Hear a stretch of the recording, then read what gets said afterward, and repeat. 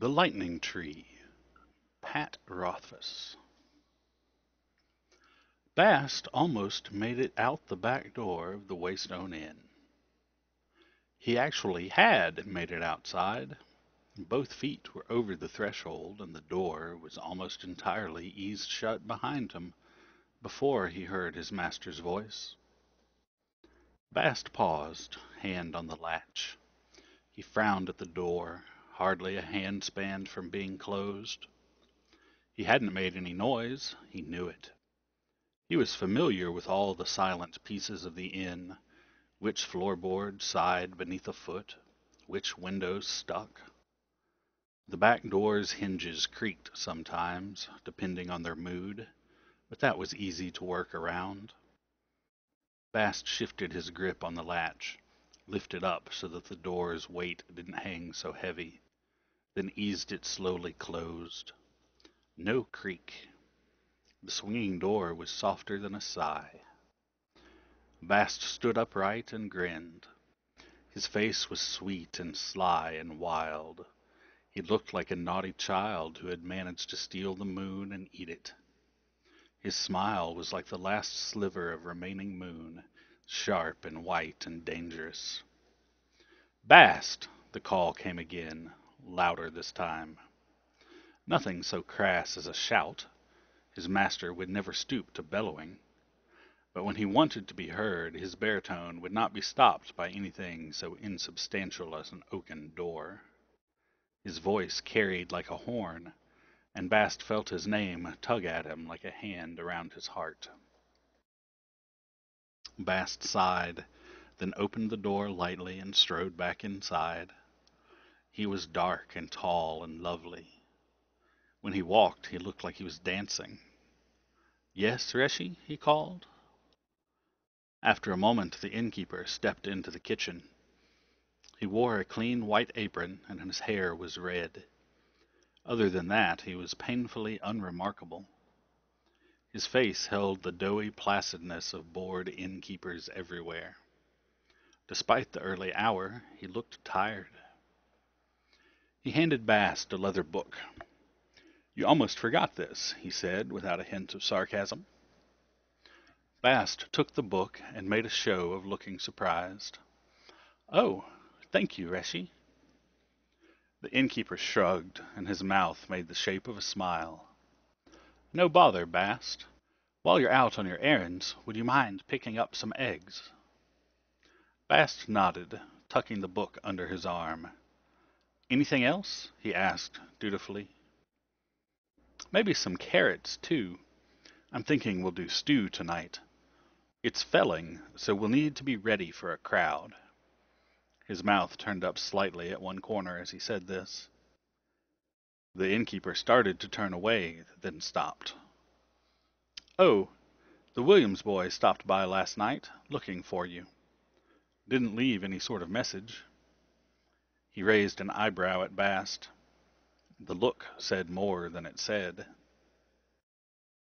"I haven't the slightest idea what he wants," Bast said. The innkeeper made a noncommittal noise and turned back toward the common room. Before he had taken 3 steps, Bast was already out the door and running through the early morning sunlight. By the time Bast arrived, there were already 2 children waiting. They played on the huge greystone that lay half fallen at the bottom of the hill, climbing up the tilting side of it, then jumping down into the tall grass. Knowing they were watching, Bast took his time climbing the tiny hill. At the top stood what the children called the Lightning Tree, though these days it was little more than a branchless trunk, barely taller than a man. All the bark had long since fallen away, and the sun had bleached the wood as white as bone. All except the very top, where even after all these years the wood was charred a jagged black. Bast touched the trunk with his fingertips and made a slow circuit of the tree. He went diesel, the same direction as the turning sun, the proper way for making. Then he turned and switched hands, making 3 slow circles widdershins. That turning was against the world. It was the way of breaking. Back and forth he went, as if the tree were a bobbin and he was winding and unwinding. Finally he sat with his back against the tree and set the book on a nearby stone. The sun shone on the gold gilt letters, Selim Tincture. Then he amused himself by tossing stones into the nearby stream that cut into the low slope of the hill opposite the Greystone. After a minute, a round little blond boy trudged up the hill. He was the baker's youngest son, Bran. He smelled of sweat and fresh bread and something else, something out of place. The boy's slow approach had an air of ritual about it. He crested the small hill and stood there for a moment quietly, the only noise coming from the other two children playing below. Finally, Bass turned to look the boy over. He was no more than 8 or 9, well dressed, and plumper than most of the other town's children. He carried a wad of white cloth in his hand. The boy swallowed nervously. I need a lie. Bast nodded. What sort of lie? The boy gingerly opened his hand, revealing the wad of cloth to be a makeshift bandage, spattered with bright red. It stuck to his hand slightly. Bast nodded. That was what he'd smelled before. I was playing with my mum's knives, Bran said. Bast examined the cut. It ran shallow along the meat near the thumb. Nothing serious. Hurt much? Nothing like the birching I'll get if she finds out I was messing with her knives. Bast nodded sympathetically. You clean the knife and put it back? Bran nodded. Bast tapped his lips thoughtfully. You thought you saw a big black rat. It scared you. You threw a knife at it and cut yourself. Yesterday, one of the other children told you a story about rats chewing off soldiers' ears and toes while they slept. It gave you nightmares. Bran gave a shudder. Who told me the story? Bast shrugged. Pick someone you don't like. The boy grinned viciously. Bast began to tick off things on his fingers. Get some blood on the knife before you throw it. He pointed at the cloth the boy had wrapped his hand in. Get rid of that, too. The blood is dry, obviously old. Can you work up a good cry? The boy shook his head, seeming a little embarrassed by the fact. Put some salt in your eyes. Get all snotty and teary before you run to them. Howl and blubber. Then, when they're asking you about your hand, tell your mom you're sorry if you broke her knife. Bran listened, nodding slowly at first, then faster. He smiled. That's good. He looked around nervously. What do I owe you? Any secrets? Bast asked. The baker's boy thought for a minute. Old Lance tupping the widow Creel, he said hopefully. Bast waved his hand. For years, everyone knows. Bast rubbed his nose, then said, Can you bring me 2 sweet buns later today? Bran nodded. That's a good start, Bast said. What have you got in your pockets? The boy dug around and held up both his hands. He had 2 iron shims, a flat greenish stone, a bird skull, a tangle of string, and a bit of chalk. Bast claimed the string. Then, careful not to touch the shims, he took the greenish stone between 2 fingers and arched an eyebrow at the boy. After a moment's hesitation, the boy nodded. Bast put the stone in his pocket. What if I get a birching anyway? Bran asked. Bast shrugged. That's your business. You wanted a lie. I gave you a good one. If you want me to get you out of trouble, that's something else entirely. The baker's boy looked disappointed, but he nodded and headed down the hill. Next up the hill was a slightly older boy in tattered homespun, one of the Allard boys, Cale. He had a split lip and a crust of blood around one nostril. He was as furious as only a boy of 10 can be. His expression was a thunderstorm. "I caught my brother kissing Greta behind the old mill," he said as soon as he crested the hill, not waiting for Bast to ask. "He knew I was sweet on her." Bast spread his hands helplessly, shrugging. "Revenge," the boy spat.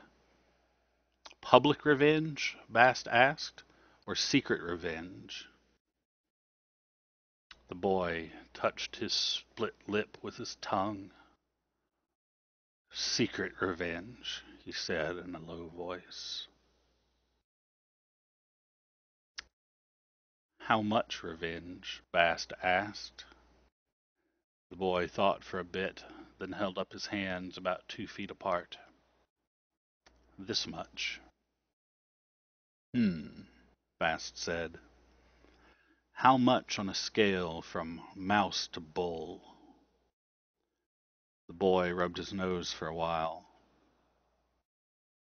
"About a cat's worth," he said. "Maybe a dog's worth. Not like Crazy Martin's dog, though. Like the Benton's dogs." Bast nodded and tilted his head back in a thoughtful way. "Okay." "Piss in his shoes." The boy looked skeptical. "That don't sound like a whole dog's worth of revenge." Bast shook his head. "You piss in a cup and hide it. Let it sit for a day or two. Then one night, when he's put his shoes by the fire, pour the piss on his shoes. Don't make a puddle, just get them damp. In the morning they'll be dry, probably won't even smell too much." "What's the point?" the boy interrupted angrily. "That's not a flea's worth of revenge." Bast held up a pacifying hand. "When his feet get sweaty, he'll start to smell like piss," Bast said calmly. "If he steps in a puddle, he'll smell like piss. When he walks in the snow, he'll smell like piss. It'll be hard for him to figure out exactly where it's coming from, but everyone will know your brother is the one that reeks." Bast grinned at the boy. "I'm guessing your Greta isn't going to want to kiss the boy who can't stop pissing himself."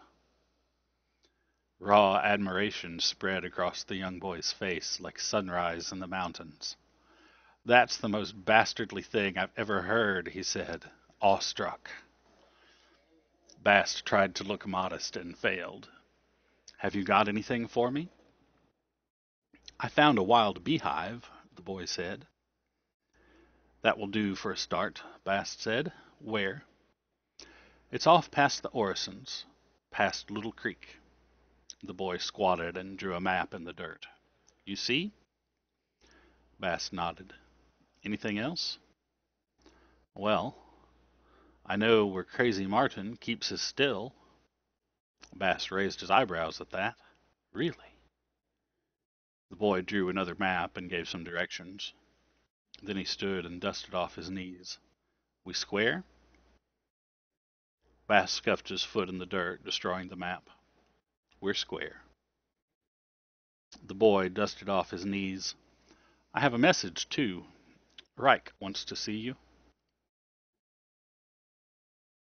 Bast shook his head firmly. "He knows the rules. Tell him no." "I already told him," the boy said with a comically exaggerated shrug. "But I'll tell him again if I see him." There were no more children waiting after Cale, so Bast tucked the leather book under his arm and went on a long, rambling stroll. He found some wild raspberries and ate them. He took a drink from the ostler's well. Eventually, Bast climbed to the top of a nearby bluff, where he gave a great stretch before tucking the leather-bound copy of Selim Tincture into a spreading hawthorn tree where a wide branch made a cozy nook against the trunk. He looked up at the sky then, clear and bright. No clouds, not much wind, warm but not hot. Hadn't rained for a solid span. It wasn't a market day. Hours before noon on felling. Bast's brow furrowed a bit, as if performing some complex calculation. Then he nodded to himself. Bast headed back down the bluff, past old Lance's place and around the brambles that bordered the Allard farm. When he came to Little Creek, he cut some reeds and idly whittled at them with a small, bright knife. Then he brought the string out of his pocket and bound them together, fashioning a tidy set of shepherd's pipes. He blew across the top of them and cocked his head to listen to their sweet discord. His bright knife trimmed some more, and he blew again. This time the tune was closer, which made the discord far more grating. Bast's knife flicked again, once, twice, thrice. Then he put it away and brought the pipes closer to his face. He breathed in through his nose, smelling the wet green of them. Then he licked the fresh-cut tops of the reeds, the flicker of his tongue a sudden, startling red. He drew a breath and blew against the pipes. This time the sound was bright as moonlight, lively as a leaping fish, sweet as stolen fruit. Smiling, Bast headed off into the Benton's back hills, and it wasn't long before he heard the low, mindless bleat of distant sheep. A minute later, Bast came over the crest of a hill and saw 24 fat, daft sheep cropping grass in the green valley below. It was shadowy here and secluded. The lack of recent rain meant the grazing was better here. The steep sides of the valley meant the sheep weren't prone to straying and didn't need much looking after. A young woman sat in the shade of a spreading elm that overlooked the valley. She had taken off her shoes and bonnet. Her long, thick hair was the color of ripe wheat. Bast began playing then, a dangerous tune. It was sweet and bright and slow and sly. The shepherdess perked up at the sound of it, or so it seemed at first. She lifted her head, excited. But no, she didn't look in his direction at all. She was merely climbing to her feet to have a stretch, rising high up onto her toes, hands twining over her head. Still, apparently unaware she was being serenaded, the young woman picked up a nearby blanket, spread it beneath the tree, and sat back down. It was a little odd, as she'd been sitting there before without the blanket. Perhaps she'd just grown chilly. Bast continued to play as he walked down the slope of the valley toward her. He did not hurry, and the music he made was sweet and playful and languorous all at once. The shepherdess showed no sign of noticing the music or Bast. In fact, she looked away from him, toward the far end of the little valley, as if curious what the sheep might be doing there. When she turned her head, it exposed the lovely line of her neck from her perfect shell-like ear down to the gentle swell of breast that showed above her bodice. Eyes intent on the young woman, Bast stepped on a loose stone and stumbled awkwardly down the hill. He blew one hard, squawking note, then dropped a few more from his song as he threw out one arm wildly to catch his balance. The shepherdess laughed then, but she was pointedly looking at the other end of the valley. Perhaps the sheep had done something humorous. Yes, that was surely it. They could be funny animals at times. Even so, one can only look at sheep for so long. She sighed and relaxed, leaning back against the sloping trunk of the tree. The motion accidentally pulled the hem of her skirt up slightly past her knee. Her calves were round and tan and covered with the lightest down of honey-colored hair. Bast continued down the hill, his steps delicate and graceful. He looked like a stalking cat. He looked like he was dancing. Apparently satisfied the sheep were safe, the shepherdess sighed again, closed her eyes, and lay her head against the trunk of the tree. Her face tilted up to catch the sun. She seemed about to sleep, but for all her sighing, her breath seemed to be coming rather quickly, and when she shifted restlessly to make herself more comfortable, one hand fell in such a way that it accidentally drew the hem of her dress even farther up, until it showed a pale expanse of thigh. It is hard to grin while playing shepherd's pipes, yet somehow Bast managed it. The sun was climbing the sky when Bast returned to the lightning tree, pleasantly sweaty and in a state of mild dishevel. There were no children waiting near the greystones this time, which suited him perfectly. He did a quick circle of the tree again when he reached the top of the hill, once in each direction to ensure his small workings were still in place. Then he slumped down at the foot of the tree and leaned against the trunk. Less than a minute later his eyes were closed and he was snoring slightly. After the better part of an hour, the near silent sound of footsteps roused him. He gave a great stretch and spied a thin boy with freckles and clothes that were slightly past the point where they might merely be called well worn. "Kostrel," Bast said happily. "How's the road to Tinwu?"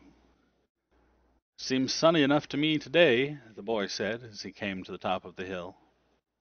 "And I found a lovely secret by the roadside.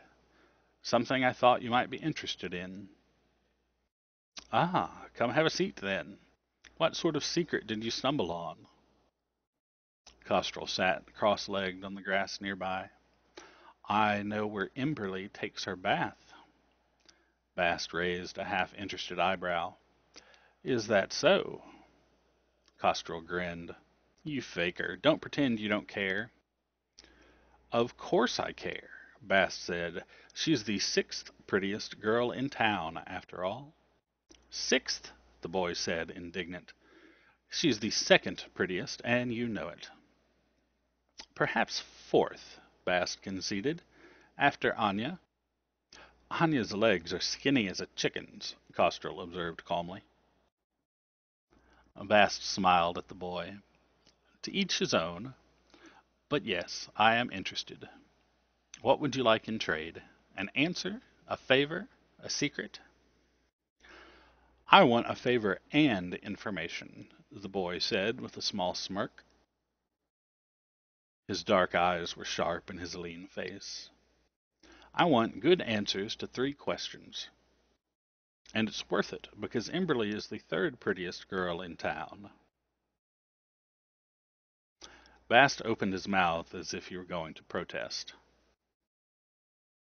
then shrugged and smiled. "No favor, but I'll give you 3 answers on a subject named beforehand. Any subject except that of my employer, whose trust in me I cannot in good conscience betray." Kostrel nodded in agreement. "3 full answers," he said, "with no equivocating or bullshittery." Bast nodded. "So long as the questions are focused and specific. No, tell me everything you know about nonsense." "That wouldn't be a question," Kostrel pointed out. "Exactly," Bast said. "And you agree not to tell anyone else where Imberly is having her bath." Kostrel scowled at that. And Bast laughed. "You little cocker, you would have sold it 20 times, wouldn't you?" The boy shrugged easily, not denying it, and not embarrassed either. "It's valuable information." Bast chuckled. 3 full, earnest answers on a single subject, with the understanding that I'm the only one you've told." "You are," the boy said sullenly. "I came here first." "And with the understanding that you won't tell Imberly anyone knows." Kostrel looked so offended at this that Bast didn't bother waiting for him to agree. "And with the understanding that you won't show up yourself." The dark-eyed boy spat a couple words that surprised Bast more than his earlier use of equivocating. Fine, Kostrel growled, but if you don't know the answer to my question, I get to ask another. Bast thought about it for a moment, then nodded. And if I pick a subject you don't know much about, I get to choose another. Bast thought about it for a moment, then nodded. That's fair. And you loan me another book, the boy said, his dark eyes glaring. And a copper penny. And you have to describe her breasts to me. Bast threw back his head and laughed. Done. They shook on the deal, the boy's thin hand as delicate as a bird's wing. Bast leaned against the lightning tree, yawning and rubbing the back of his neck. So, what's your subject? Kostrel's grim look lifted a little then, and he grinned excitedly. I want to know about the Fae. It says a great deal that Bast finished his great yawp of a yawn as if nothing were the matter. It is quite hard to yawn and stretch when your belly feels like you swallowed a lump of bitter iron and your mouth has gone suddenly dry. But Bast was something of a professional dissembler, so he yawned and stretched, and even went so far as to scratch himself under one arm lazily. Well, the boy asked impatiently, do you know enough about them? A fair amount, Bast said, doing a much better job of looking modest this time. More than most folk, I imagine. Kestrel leaned forward, his thin face intent. I thought you might. You aren't from around here. You know things. You've seen what's really out there in the world. Some of it, Bast admitted. He looked up at the sun. Ask your questions, then. I have to be somewhere come noon. The boy nodded seriously, then looked down at the grass in front of himself for a moment, thinking. What are they like? Bast blinked for a moment, taken aback. Then he laughed helplessly and threw up his hands. Merciful Delu, do you have any idea how crazy that question is? They're not like anything. They're like themselves. Kostrel looked indignant. Don't you try to shim me, he said, leveling a finger at Bast. I said no bullshittery. I'm not. Honest, I'm not. Bast raised his hands defensively. It's just an impossible question to answer is all. What would you say if I asked you what people were like? How could you even answer that? There are so many kinds of people, and they're all different. So it's a big question. Give me a big answer. It's not just big, Bast said. It would fill a book. Bast scowled. It could be argued that your question is neither focused nor specific. Kostrel raised an eyebrow. So we're arguing now? I thought we were trading information. Fully and freely. If you asked me where Emberly was going for her bath, and I said, in a stream, you'd feel like I'd measured you some pretty short corn, wouldn't you? Bast sighed. Fair enough. But if I told you every rumor and snippet I'd ever heard, this would take a span of days. Most of it would be useless, and some probably wouldn't even be true, because it's just from stories that I've heard. Kostrel frowned, but before he could protest, Bast held up a hand. Here's what I'll do. Despite the unfocused nature of your question, I'll give you an answer that covers the rough shape of things, and Bast hesitated. One true secret on the subject. Okay? Two secrets, Kostrel said, his dark eyes glittering with excitement. Fair enough. Bast took a deep breath. When you say Fae, you're talking about anything that lives in the Fae. That includes a lot of things that are just creatures, like animals. Here you have dogs and squirrels and bears. In the Fae, they have Rom and Dinnerlings and Trow? Bast nodded. And Trow. They are real. And dragons? Bast shook his head. Not that I've ever heard. Not anymore. Kostrel looked disappointed. What about the fair folk? like fairy tinkers and such. Mind you, this isn't a new question, merely an attempt to focus your ongoing answer. Lord and lady, ongoing? Was your mother scared by an Azzy when she was pregnant? Where do you get that kind of talk? I stay awake in church, and sometimes Abby Leotin lets me read his books. What do they look like? Like regular people, Bast said. Like you and me? The boy asked. Bast fought back a smile. Just like you and me. You wouldn't hardly notice if they passed you on the street. But there are others. Some of them are... they're different, more powerful. Like Varsa, never dead?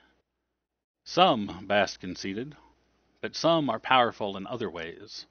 Like the mayor is powerful, or like a moneylender. Bast's expression went sour. Many of those, they're not good to be around. They like to trick people, play with them, hurt them. Some of the excitement bled out of Kostrel at this. They sound like demons. Bast hesitated, then nodded a reluctant agreement. Some are very much like demons, he admitted. Or so close as it makes no difference. Are some of them like angels, too? The boy asked. It's nice to think that, Bast said. I hope so. Where do they come from? Bast cocked his head. That's your second question, then. I'm guessing it must be, as it's got nothing to do with what the Fae are like. Kostrel grimaced, seeming a little embarrassed. The Bast couldn't tell if he was ashamed he'd gotten carried away with his questions, or ashamed he'd been caught trying to get a free answer. Sorry, he said. Is it true that a fairy can never lie? Some can't, Bast said. Some don't like to. Some are happy to lie, but would never go back on a promise or break their word. He shrugged. Others lie quite well, and do so at every opportunity.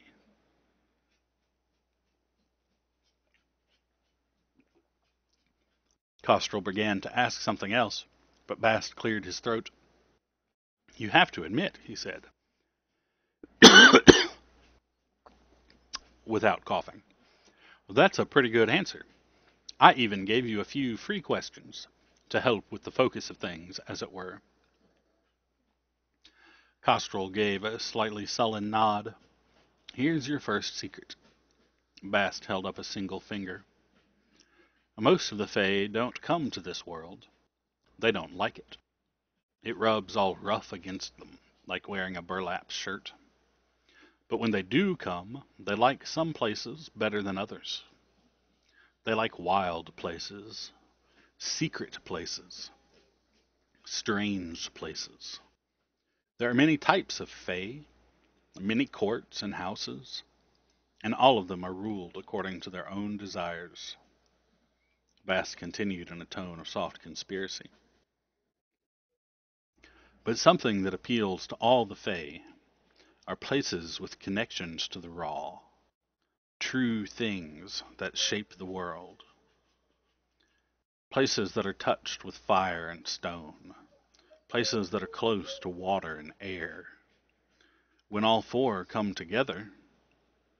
Bast paused to see if the boy would interject something here, but Kostrel's face had lost the sharp cunning it had held before.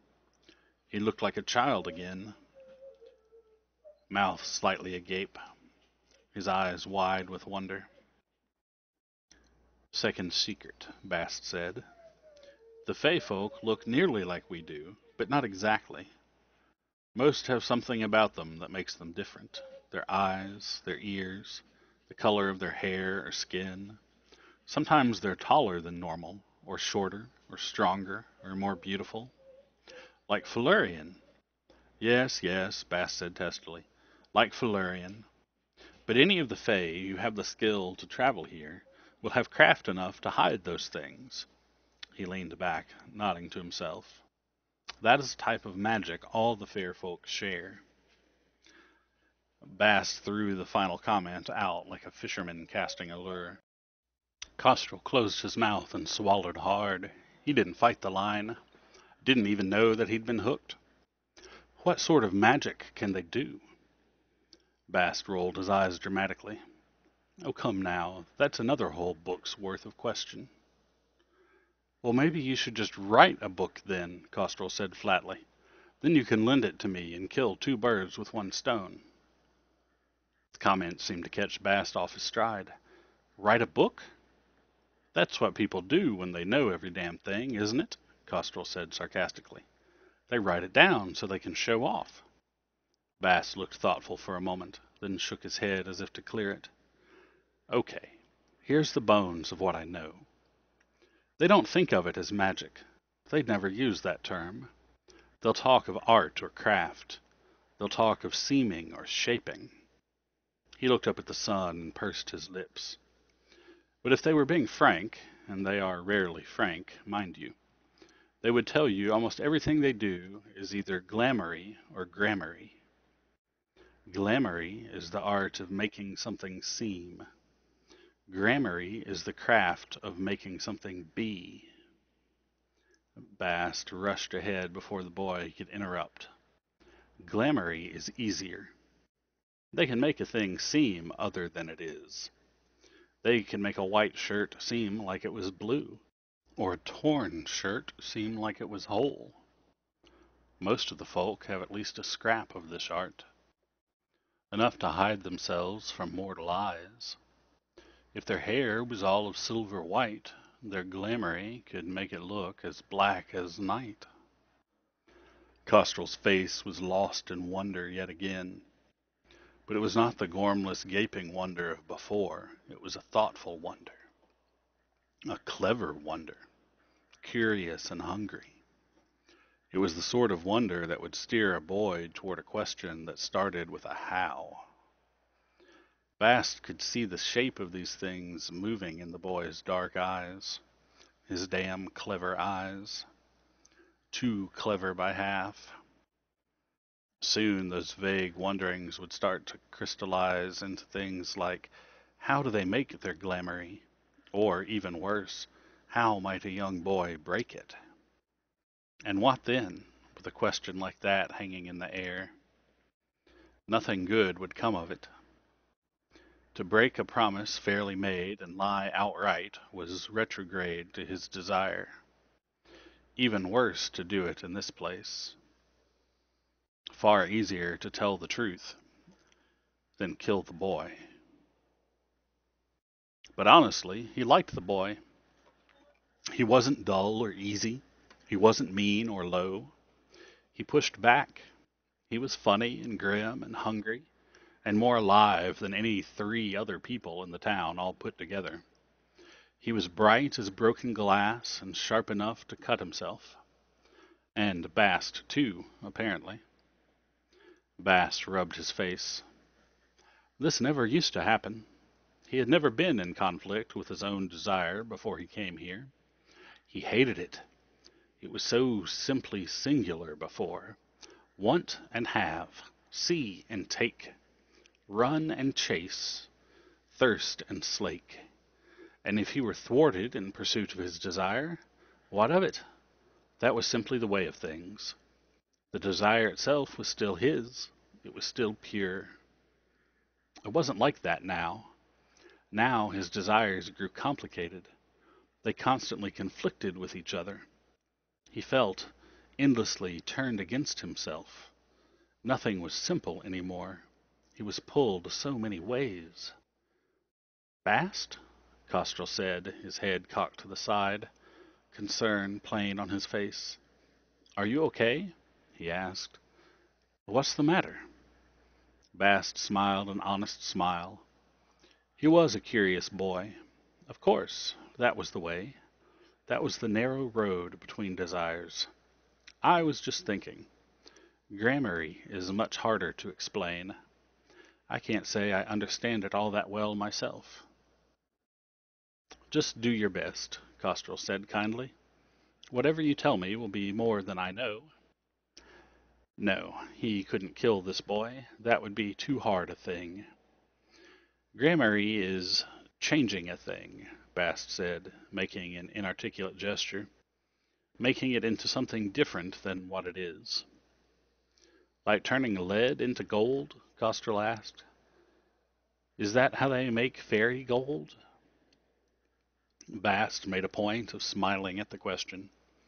A good guess, but that's glamoury. It's easy, but it doesn't last. That's why people who take fairy gold end up with pockets full of stones or acorns in the morning. Could they turn gravel into gold? Kostrel asked, if they really wanted to. It's not that sort of change, Bast said, though he still smiled and nodded at the question. That's too big. Gramarye is about shifting. It's about making something into more of what it already is.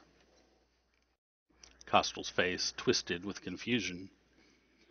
Bast took a deep breath and let it out through his nose. Let me try something else. What have you got in your pockets? Kostrel rummaged about and held out his hands. There was a brass button, a scrap of paper, a stub of pencil, a small folding knife, and a stone with a hole in it. Of course. Bast slowly passed his hand over the collection of oddments, eventually stopping above the knife. It wasn't particularly fine or fancy, just a piece of smooth wood the size of a finger, with a groove where a short, hinged blade was tucked away. Bast picked it up delicately between two fingers and set it down on the ground between them. What's this? Kostrel stuffed the rest of his belongings into his pocket. It's my knife. Well, that's it? Bast asked. The boy's eyes narrowed suspiciously. What else could it be? Bast brought out his own knife. It was a little larger, and instead of wood, it was carved from a piece of antler, polished and beautiful. Bast opened it, and the bright blade shone in the sun. He held his knife next to the boy's. Would you trade your knife for mine? Kostrel eyed the knife jealously. But even so, there wasn't a hint of hesitation before he shook his head. Why not? Because it's mine, the boy said, his face clouding over. Mine's better, Bast said, matter-of-factly. Kostrel reached out and picked up his knife, closing his hand around it possessively. His face was sullen as a storm. My da gave me this, he said, before he took the king's coin and went to be a soldier and save us from the rebels. He looked up at Bast as if daring him to say a single word contrary to that. Bast didn't look away from him, just nodded seriously. So it's more than just a knife. It's special to you. For you, it's the best knife. It's more important than other knives. And that's not just a seeming. It's something the knife is. There was a flicker of understanding in Kostrel's eyes. Bast nodded. That's Gramarye. Now imagine if someone could take a knife and make it be more of what a knife is. Make it into the best knife. Not just for them, but for anyone. If they were really skilled, they could do it with something other than a knife. They could make a fire that was more of what a fire is, hungrier, hotter. Someone truly powerful could do even more. They could take a shadow. He trailed off gently, leaving an open space in the empty air. Kostrel drew a breath and leapt to fill it with a question. Like Felurian! Is that what she did to make Kavoth's shadow cloak? Bast nodded seriously, glad for the question, hating that it had to be that question. It seems likely to me. What does a shadow do? It conceals. It protects. Kavoth's cloak of shadows does the same thing, but more. Think of Felurian herself. The boy grinned. He seemed to have no trouble doing that. A woman can be a thing of beauty, Bast said slowly. She can be a focus of desire. Felurian is that, like the knife, the most beautiful, the focus of the most desire, for everyone. Bast let his statement trail off gently yet again. Kostrel's eyes were far away. giving the matter his full deliberation. Bast gave him time for it, and after a moment another question bubbled out of the boy. Couldn't it be merely glamoury? He asked. Ah, said Bast, smiling. But what is the difference between being beautiful and seeming beautiful? Well, Costello stalled for a moment, then rallied. One is real and the other isn't. He sounded certain, but it wasn't reflected in his expression. One would be fake. You could tell the difference, couldn't you? Bast let the question sail by. It was close, but not quite. What's the difference between a shirt that looks white and a shirt that is white? A woman isn't the same as a shirt. You'd know if you touched her. If she looked all soft and rosy like Emberly, but her hair felt like a horse's tail, you'd know it wasn't real. Glamoury isn't just for fooling eyes, Bast said. It's for everything. Fairy gold feels heavy, and a glamoured pig would smell like roses when you kissed it. Costrel reeled visibly at that. The shift from Emberly to a glamoured pig obviously left him feeling more than slightly appalled. Bast waited a moment for him to recover. Wouldn't it be harder to glamour a pig? You're clever, Bast said encouragingly. And exactly right. And glamouring a pretty girl to be more pretty wouldn't be much work at all. It's like putting icing on a cake. Can you use glamoury and grammary at the same time? Bast was more genuinely impressed this time. That's what I've heard. Costrel nodded to himself. That's what Florian must do. Like cream on icing on cake. I think so, Bast said. The one I met. He stopped abruptly, his mouth snapped shut. You've met one of the Fae? Bast grinned like a bear trap. Yes. This time Costrel felt the hook and line both, but it was too late.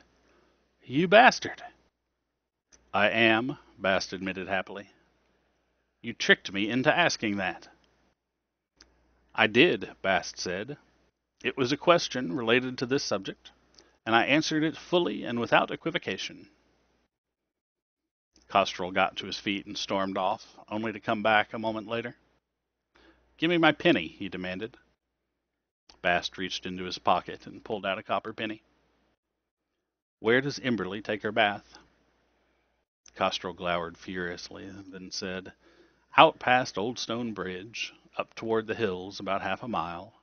There's a little hollow with an elm tree. And when? After lunch on the Boggin farm, after she finishes the washing up and hangs the laundry. Bast tossed him the penny, still grinning like mad.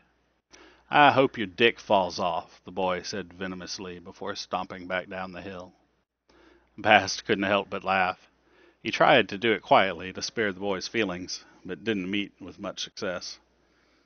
Costrel turned at the bottom of the hill and shouted, You still owe me a book! Bast stopped laughing then as something jogged loose in his memory. He panicked for a moment when he realized Selim Tincture wasn't in his usual spot. Then he remembered leaving the book in the tree on top of the bluff and relaxed. The clear sky showed no sign of rain. It was safe enough. Besides, it was nearly noon, perhaps a little past. So he turned and hurried down the hill, not wanting to be late. He sprinted most of the way to the little dell, and by the time he arrived he was sweating like a hard-run horse. His shirt stuck to him unpleasantly, so as he walked down the sloping bank to the water, he pulled it off and used it to mop the sweat from his face. A long, flat jut of stone pushed out into Little Creek there, forming one side of a calm pool where the stream turned back on itself. A stand of willow trees overhung the water, making it private and shady. The shoreline was overgrown with thick bushes, and the water was smooth and calm and clear. Bare-chested, Bast walked out onto the rough jut of stone. Dressed, his face and hands made him look rather lean, but shirtless, his wide shoulders were surprising. More what you might expect to see on a field hand, rather than a shiftless short that did little more than lounge round an empty inn all day. Once he was out of the shadow of the willows, Bast knelt to dunk his shirt in the pool. Then he wrung it over his head, shivering a bit at the chill of it. He rubbed his chest and arms briskly, shaking drops of water from his face. He set the shirt aside, grabbed the lip of stone at the edge of the pool, then took a deep breath and dunked his head. The motion made the muscles across his back and shoulders flex. A moment later he pulled his head out, gasping slightly and shaking water from his hair. He stood then, slicking back his hair with both hands. Water streamed down his chest, making runnels in the dark hair, trailing down across the flat plane of his stomach. He shook himself off a bit, then stepped over to a dark niche made by a jagged shelf of overhanging rock. He felt around for a moment before pulling out a knob of butter-colored soap. He knelt at the edge of the water again, dunking his shirt several times, then scrubbing it with the soap. It took a while, as he had no washing board, and he obviously didn't want to chafe his shirt against the rough stones.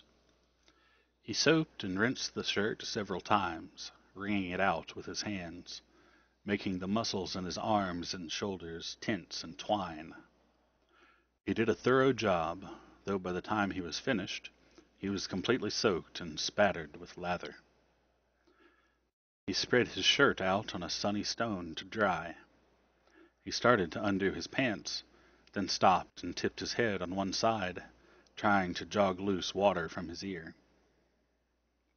It might be because of the water in his ear that Bast didn't hear the excited twittering coming from the bushes that grew along the shore. A sound that could, conceivably, be sparrows chattering among the branches. A flock of sparrows. Several flocks, perhaps. And if Bast didn't see the bushes moving either, or note that in among the hanging foliage of the willow branches there were colors normally not found in trees, sometimes a pale pink, sometimes blushing red, sometimes an ill-considered yellow or a cornflower blue. And while it's true that dresses might come in those colors, well, so did birds, finches and jays. And besides, it was fairly common knowledge among the young women of the town that the dark young man who worked at the inn was woefully nearsighted. The sparrows twittered in the bushes as Bast worked at the drawstring of his pants again, the knot apparently giving him some trouble. He fumbled with it for a while, then grew frustrated and gave a great cat-like stretch, arms arching over his head, his body bending like a bow. Finally, he managed to work the knot loose and shuck free of his pants. He wore nothing underneath.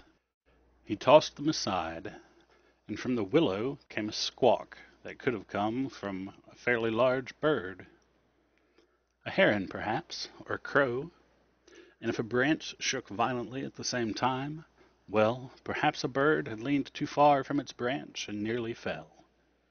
It certainly stood to reason that some birds were more clumsy than others.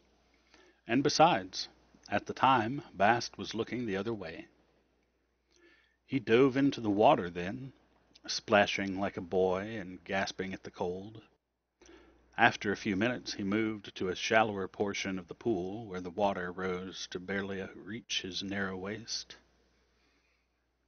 Beneath the water, a careful observer might note the young man's legs looked somewhat odd.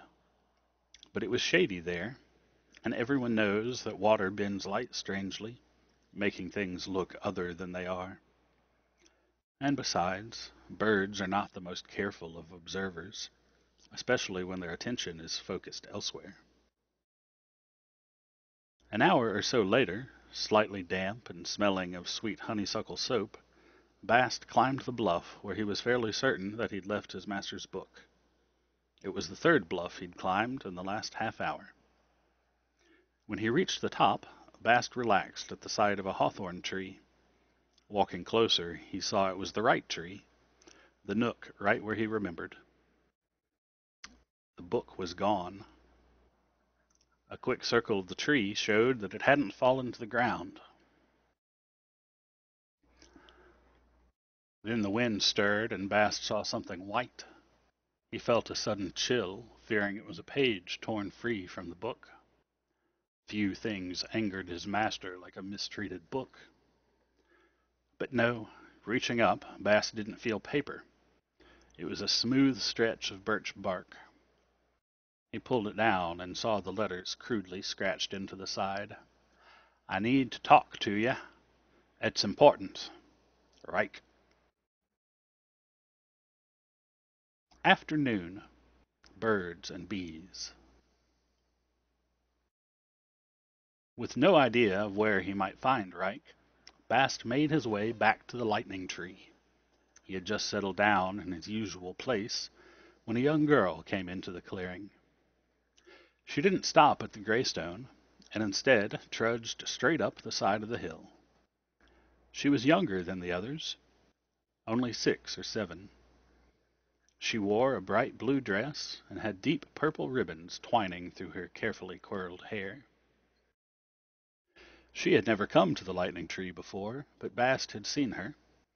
Even if he hadn't, he could have guessed by her fine clothes and the smell of rosewater that she was Viet, the mayor's youngest daughter. She climbed the low hill slowly, carrying something furry in the crook of her arm. When she reached the top of the hill, she stood, slightly fidgety, but still waiting. Bast eyed her quietly for a moment. Do you know the rules? He asked. She stood, purple ribbons in her hair. She was obviously slightly scared, but her lower lip stuck out, defiant. She nodded. What are they?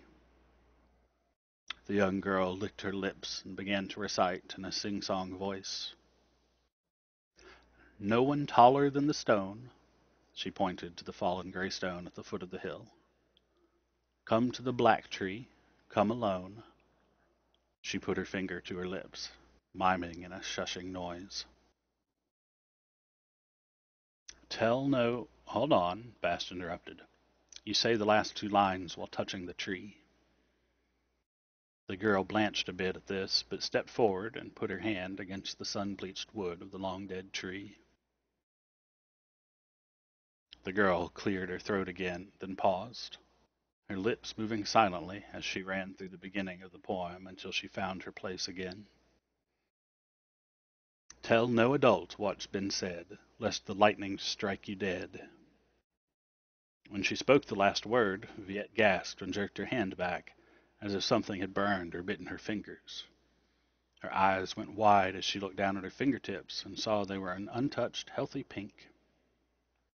Bast hid a smile behind his hand. Very well then, Bast said. You know the rules. I keep your secrets and you keep mine. I can answer questions or help you solve a problem. He sat down again, his back against the tree, bringing him to eye level with the girl. What do you want? She held out the tiny puff of white fur she carried in the crook of her arm. Is this a magic kitten? She asked. Bast took the kitten in his hand and looked it over. It was a sleepy thing, almost entirely white. One eye was blue, the other green. It is, actually, he said, slightly surprised. At least a little. He handed it back. She nodded seriously. I want to call her Princess Icing Bun. Bast simply stared at her, nonplussed. Okay. The girl scowled at him. I don't know if she's a girl or a boy. Oh, Bast said. He held out his hand, took the kitten, then petted it and handed it back. It's a girl. The mayor's daughter narrowed her eyes at him. Are you fibbing? Bast blinked at the girl, then laughed. Why would you believe me the first time and not the second? He asked. I could tell she was a magic kitten, Viet said, rolling her eyes in exasperation. I just wanted to make sure. But she's not wearing a dress. She doesn't have any ribbons or bows. How can you tell if she's a girl? Bast opened his mouth, then closed it again. This was not some farmer's child. She had a governess and a whole closet full of clothes. She didn't spend her time around sheep and pigs and goats. She'd never seen a lamb born. She had an older sister, but no brothers. He hesitated. He'd rather not lie, not here. But he hadn't promised to answer her question, hadn't made any sort of agreement at all with her. That made things easier. A great deal easier than having an angry mayor visit the Waystone, demanding to know why his daughter suddenly knew the word penis. I tickle the kitten's tummy, Bast said easily, and if it winks at me, I know it's a girl. That satisfied Viet, and she nodded gravely. How can I get my father to let me keep it? You've already asked him nicely? She nodded. Daddy hates cats. Begged and cried? Nod. Screamed and thrown a fit? She rolled her eyes and gave an exasperated sigh. I've tried all that, or I wouldn't be here. Bast thought for a moment. Okay. First, you have to get some food that will keep good for a couple days. Biscuits, sausage, apples. Hide it in your room where nobody will find it. Not even your governess, not even the maid. Do you have a place like that? She nodded. Then go ask your daddy one more time. Be gentle and polite. If he still says no, don't be angry. Just tell him that you love the kitten. Say if you can't have her, you're afraid you'll go sad and you'll die. He'll still say no, the little girl said. Bast shrugged. Probably. Here's the second part. Tonight, pick at your dinner. Don't eat it, not even the dessert. She started to say something, but Bast held up a hand. If anyone asks you, just say you're not hungry. Don't mention the kitten. When you're alone in your room tonight, eat some of the food you've hidden. Tomorrow, don't get out of bed. Say you're too tired. Don't eat your breakfast. Don't eat your lunch. You can drink a little water, but just sips. Just lie in bed.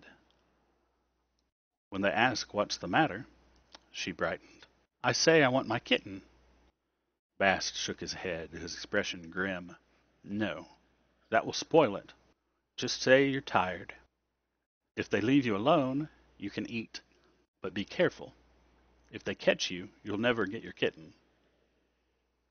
The girl was listening intently now, her brow furrowed in concentration. By dinner, they'll be worried. They'll offer you more food, your favorites. Keep saying you're not hungry, you're just tired. Just lie there. Don't talk. Do that all day long. Can I get up to pee? Bast nodded. But remember to act tired. No playing. The next day they'll be scared. They'll bring in a doctor. They'll try to feed you broth. They'll try everything. At some point, your father will be there, and he'll ask what's the matter. Bast grinned at her. That's when you start to cry. No howling. Don't blubber. Just tears. Just lie there and cry.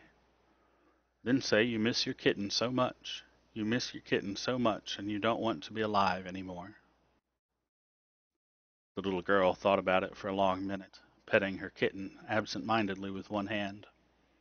Finally, she nodded. Okay. She turned to go. Hold on now, Bass said quickly. I gave you what you wanted. You owe me now. The little girl turned around, her expression an odd mix of surprise and embarrassment. I didn't bring any money, she said, not meeting his eye. Not money, Bass said.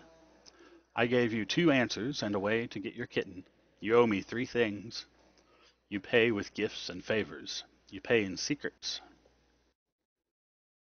She thought for a moment. Daddy hides his strongbox key inside the mantel clock. Bast nodded approvingly. That's one. The little girl looked up into the sky, still petting her kitten. I saw Mama kissing the maid once. Bast raised an eyebrow at that. That's two. The girl put her finger in her ear and wiggled it. That's all, I think. How about a favor, then?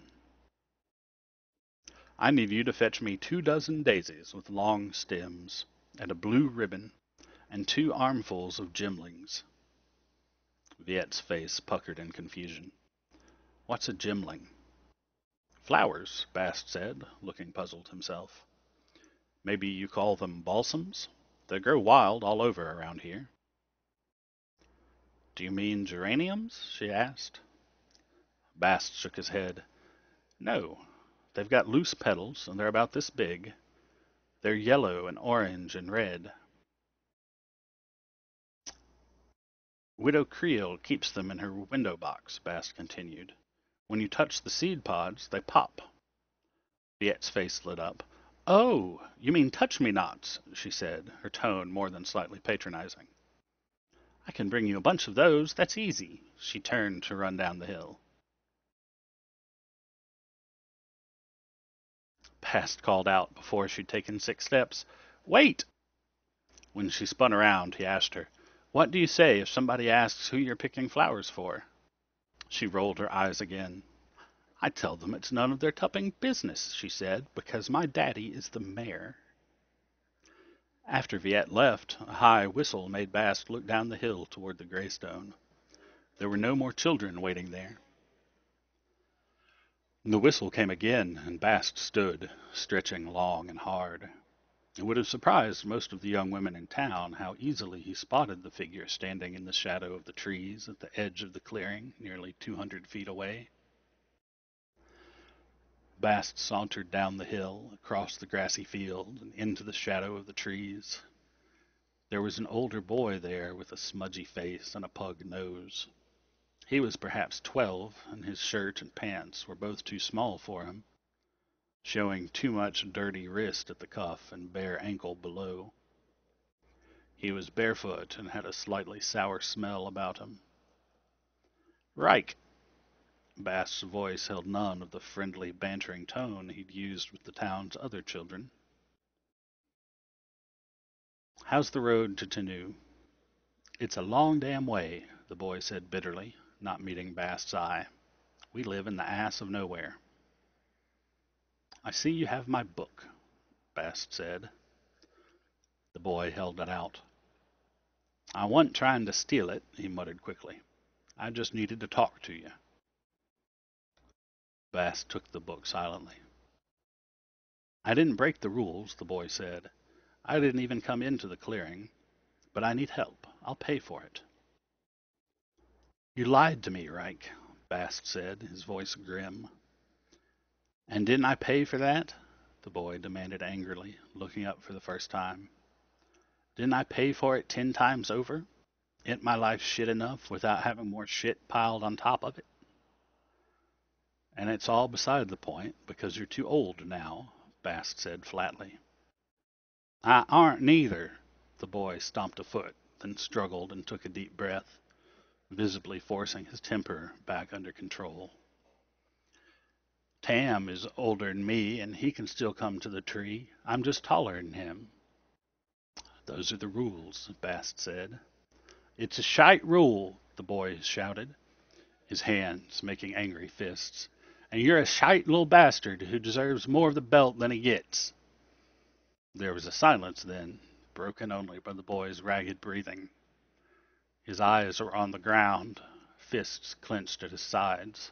He was shaking. Bast's eyes narrowed ever so slightly. The boy's voice was rough. Just one, Reich said. Just one favor, just this once. It's a big one, but I'll pay. I'll pay triple. Bast drew a deep breath and let it out as a sigh. Reich, Please, Bast. He was still shaking, but Bast realized the boy's voice wasn't angry anymore. Please.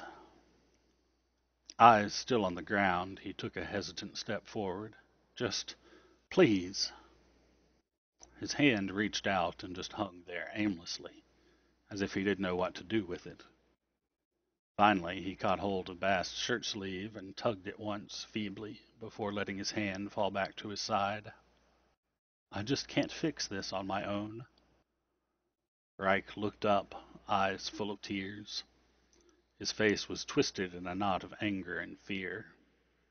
A boy too young to keep from crying, but still old enough so that he couldn't help but hate himself for doing it.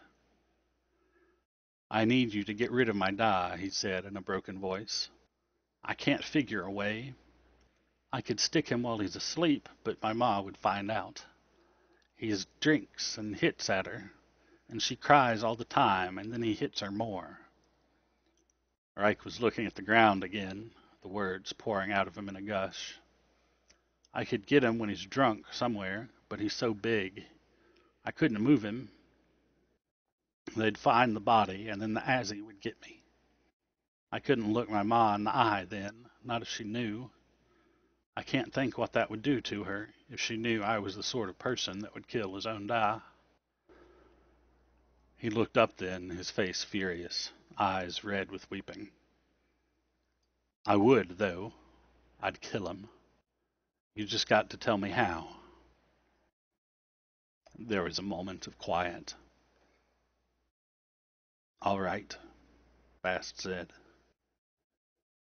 They went down to the stream where they could have a drink, and Reich could wash his face and collect himself a little bit. When the boy's face was cleaner, Bast noted not all the smudginess was dirt. It was easy to make the mistake, as the summer sun had tanned him a rich nut brown. Even after he was clean, it was hard to tell they were the faint remains of bruises. But rumor or no, Bast's eyes were sharp. Cheek and jaw, a darkness all around one skinny wrist. And when he bent to take a drink from the stream, Bast glimpsed the boy's back. So, Bast said as they sat beside the stream, what exactly do you want? Do you want to kill him, or do you just want to have him gone? If he was just gone, I'd never sleep again for worry he'd come slouching back, Reich said, then was quiet for a bit. He went gone 2 span once. That was a good time, just me and my ma. It was like my birthday every day. When I woke up and he wasn't there, I never knew my ma could sing. I thought he'd fallen somewhere drunk and finally broke his neck. But he'd just traded off a year of furs for drinking money. He'd just been in his trapping shack all stupor drunk for half a month, not hardly more than a mile away.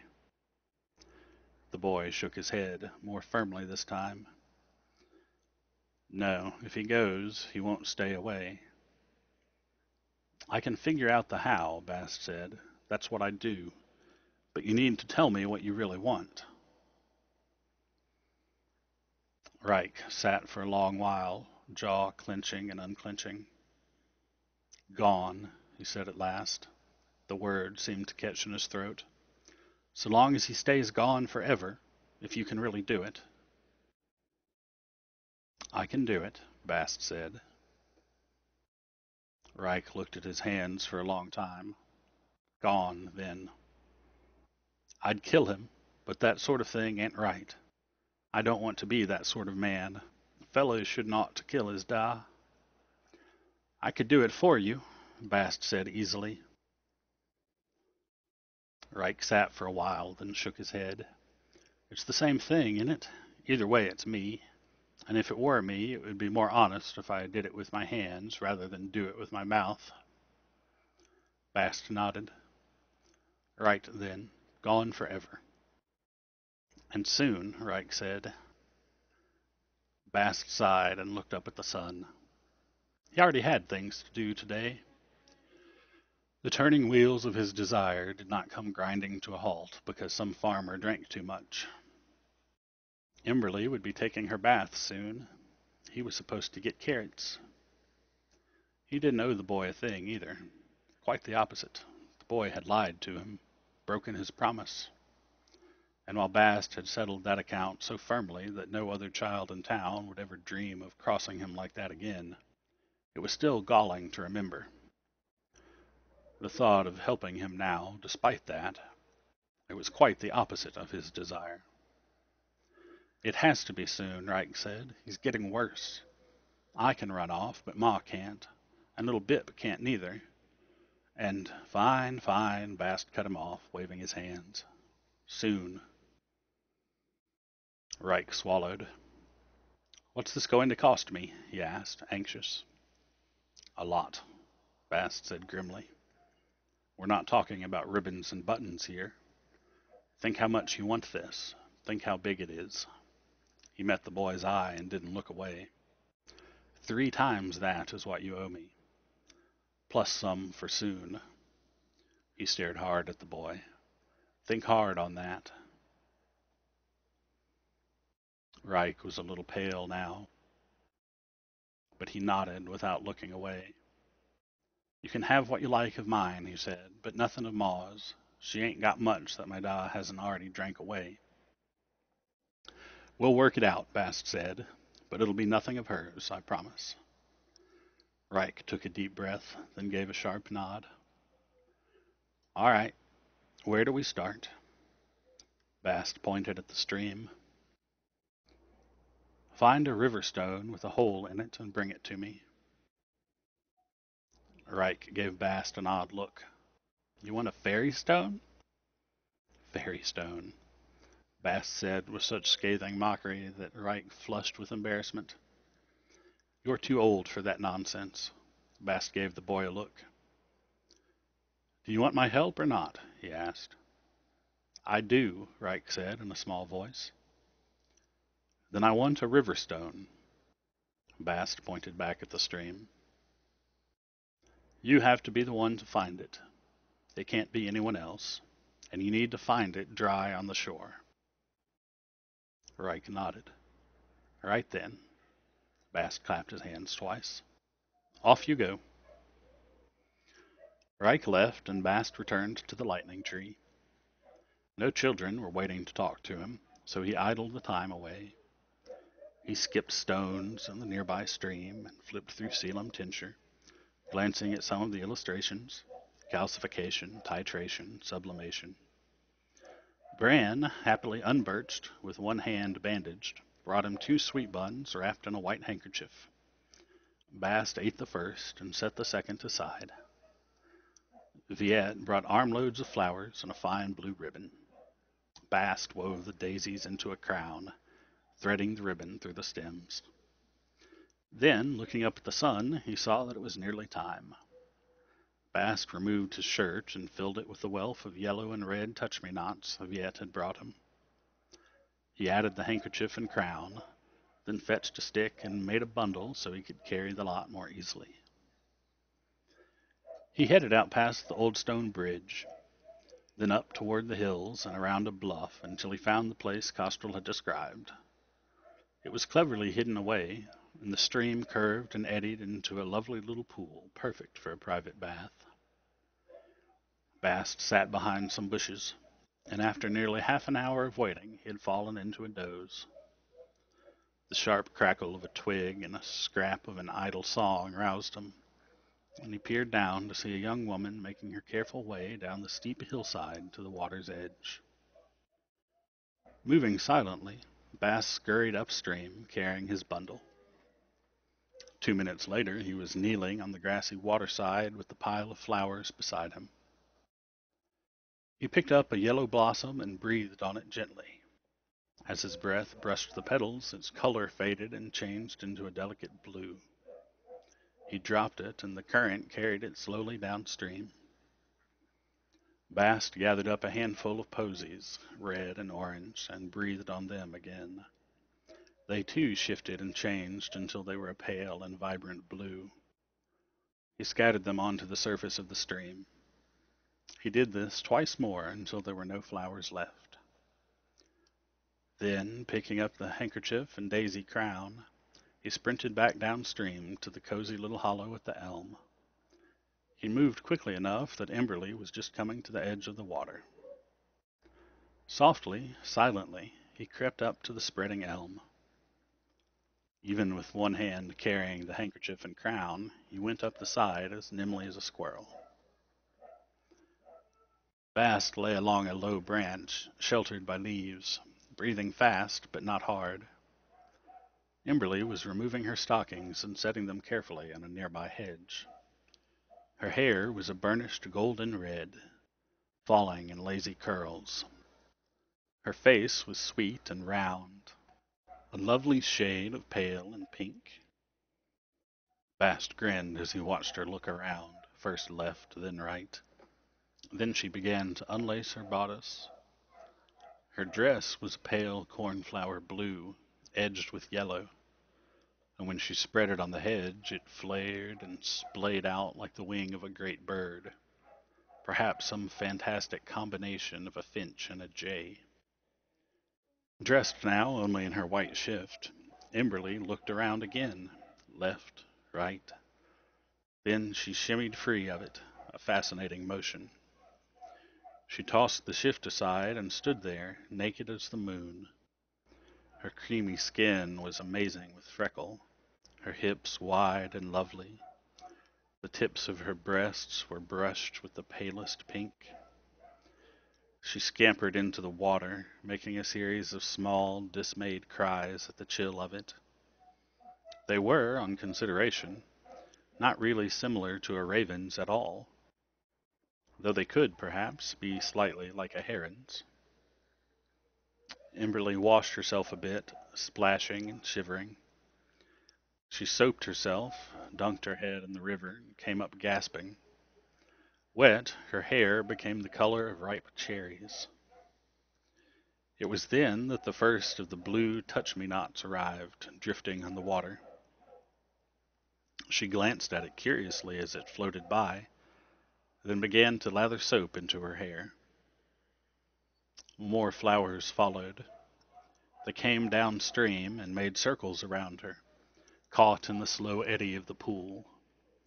She looked at them, amazed, then sieved a double handful from the water and brought them to her face, drawing a deep breath to smell them.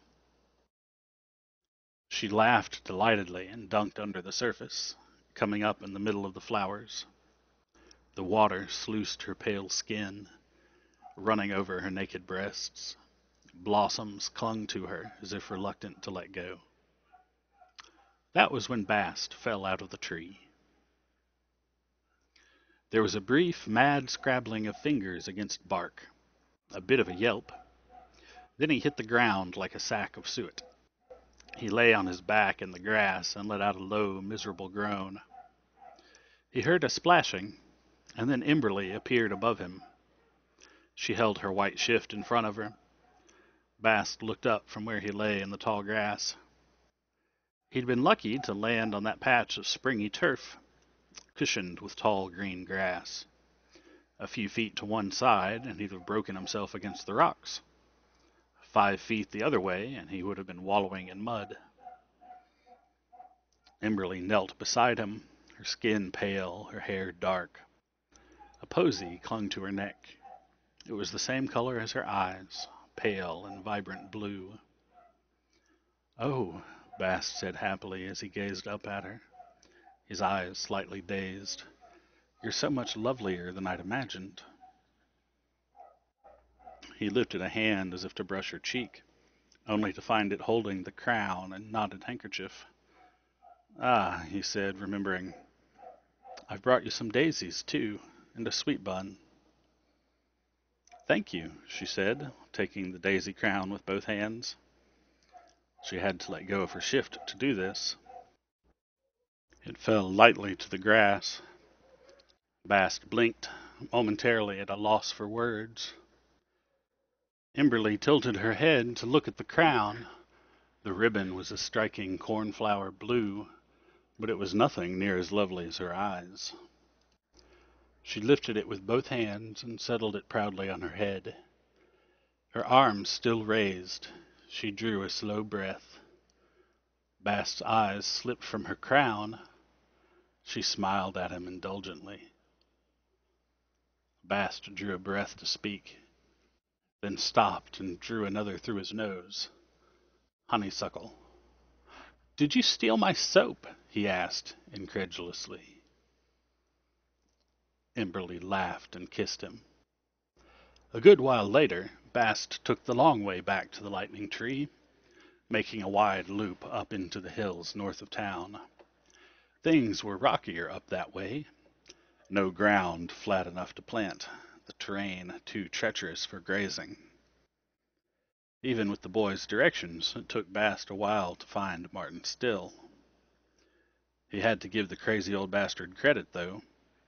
Between the brambles, rock slides, and fallen trees, there wasn't a chance he would have stumbled onto it accidentally, tucked back into a shallow cave in a scrubby little box valley. The still wasn't some slipshod contraption bunged together out of old pots and twisted wire, either. It was a work of art. There were barrels and basins and great spirals of copper tube, a great copper kettle twice the size of a wash-bin, and a smolder stove for warming it. A wooden trowel ran all along the ceiling, and only after following it outside did Bast realize Martin collected rainwater and brought it inside to fill his cooling barrels. Looking it over, Bast had the sudden urge to flip through Selim tincture and learn what all the different pieces of the still were called, what they were for. Only then did he realize he'd left the book back at the lightning tree. So instead, Bast rooted around until he found a box filled with a mad miscellany of containers. 24 bottles of all sorts, clay jugs, old canning jars. A dozen of them were full. None of them were labeled in any way. Bast lifted out a tall bottle that had obviously once held wine. He pulled the cork, sniffed it gingerly, then took a careful sip. His face bloomed into a sunrise of delight. He'd half expected turpentine, but this was, well, he wasn't sure entirely. He took another drink. There was something of apples about it, and barley? He took a third drink, grinning. Whatever you care to call it, it was lovely. Smooth and strong and just a little sweet. Martin might be mad as a badger, but he clearly knew his liquor. It was better than an hour before Bast made it back to the lightning tree. Reich hadn't returned, but Selim Tincture was sitting there unharmed. For the first time he could remember, he was glad to see the book. He flipped it open to the chapter on distillation and read for half an hour, nodding to himself at various points. It was called a condensate coil. He'd thought it looked important. Eventually he closed the book and sighed. There were a few clouds rolling in, and no good could come of leaving the book unattended again. His luck wouldn't last forever, and he shuddered to think what would happen if the wind tumbled the book into the grass and tore the pages. If there was a sudden rain. So Bast wandered back to the Waystone Inn and slipped silently through the back door. Stepping carefully, he opened a cupboard and tucked the book inside. He made his silent way halfway back to the door before he heard footsteps behind him. "Ah, Bast," the innkeeper said. "Have you brought the carrots?" Bast froze, caught awkwardly mid-sneak. He straightened up and brushed self-consciously at his clothes. I haven't quite got round to that yet, Reshi." The innkeeper gave a great sigh. "I don't ask, eh?" He stopped and sniffed, then eyed the dark-haired man narrowly. "Are you drunk, Bast?" Bast looked affronted. "Reshi!" The innkeeper rolled his eyes. "Fine, then. Have you been drinking?" "I've been investigating," Bast said, emphasizing the word. "Did you know Crazy Martin runs a still?" "I didn't," the innkeeper said, his tone making it clear he didn't find this information to be particularly thrilling. And Martin isn't crazy, he just has a handful of unfortunately strong affect compulsions, and a touch of tabard madness from when he was a soldier. Well, yes, Bast said slowly.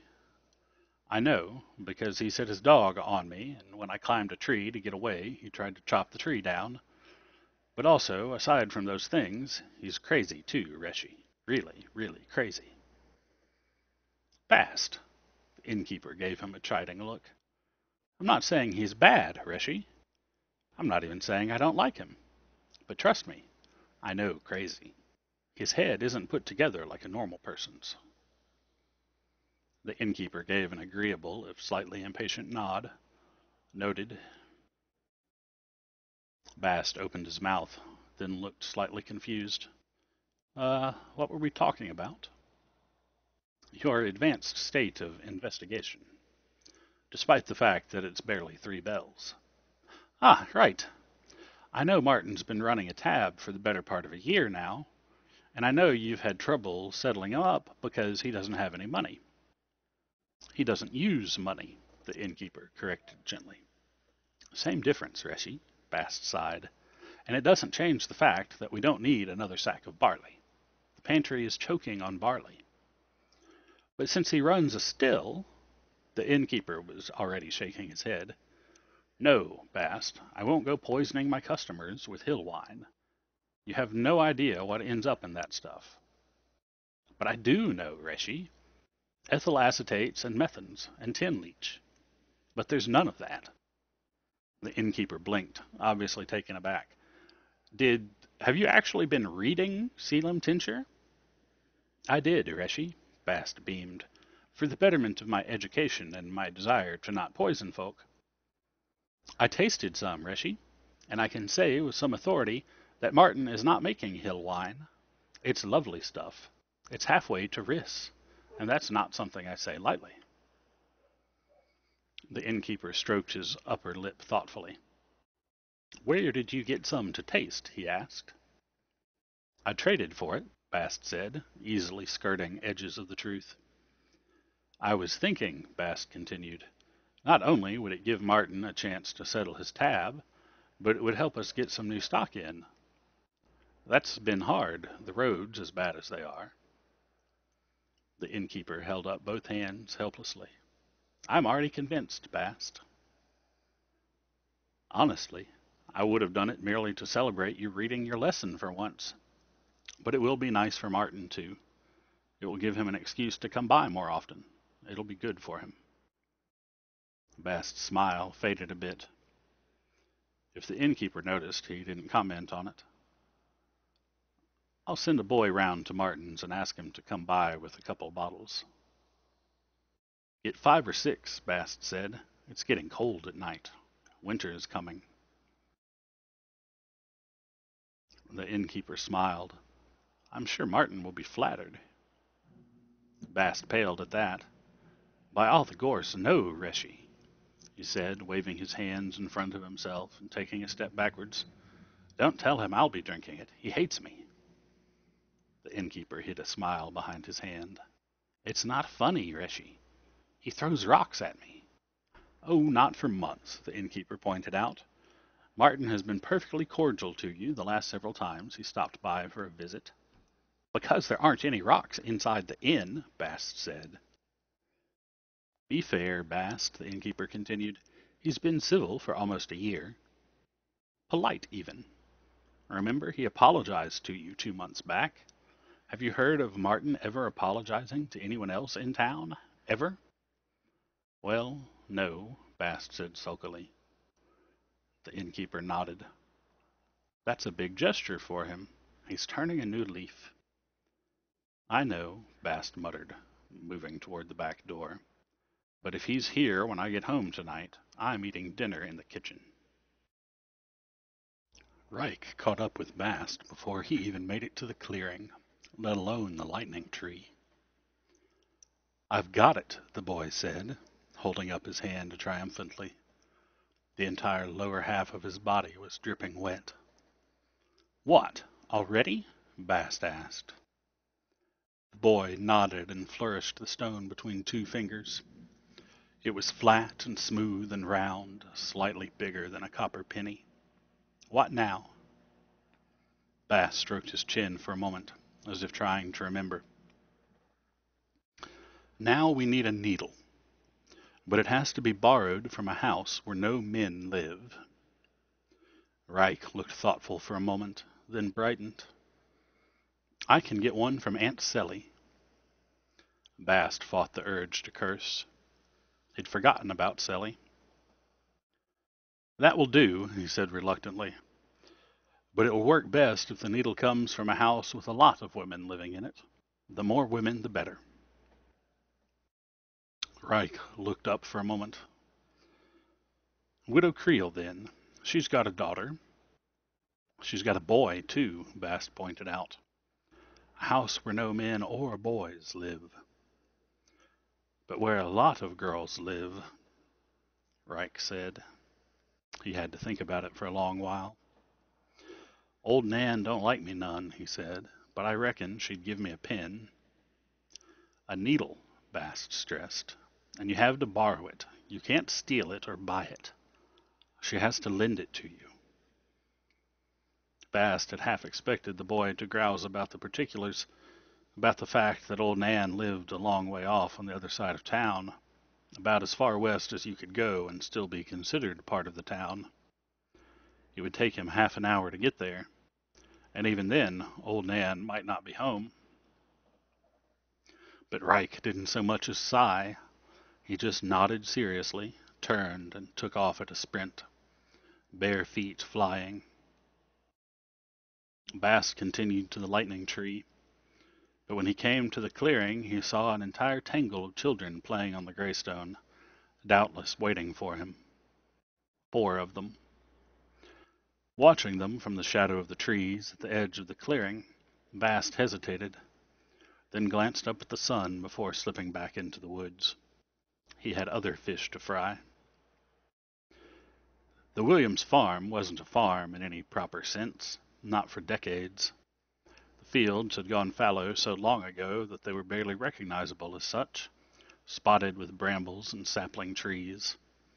The tall barn had fallen into disrepair, and half the roof gaped open to the sky.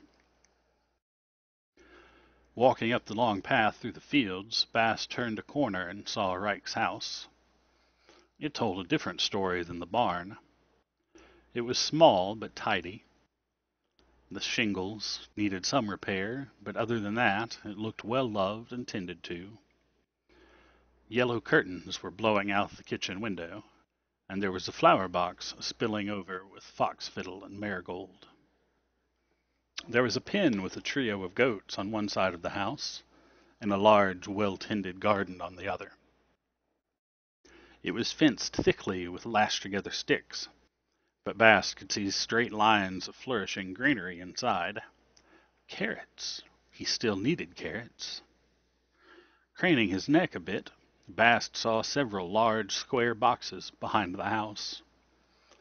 He took a few more steps to the side and eyed them before he realized they were beehives.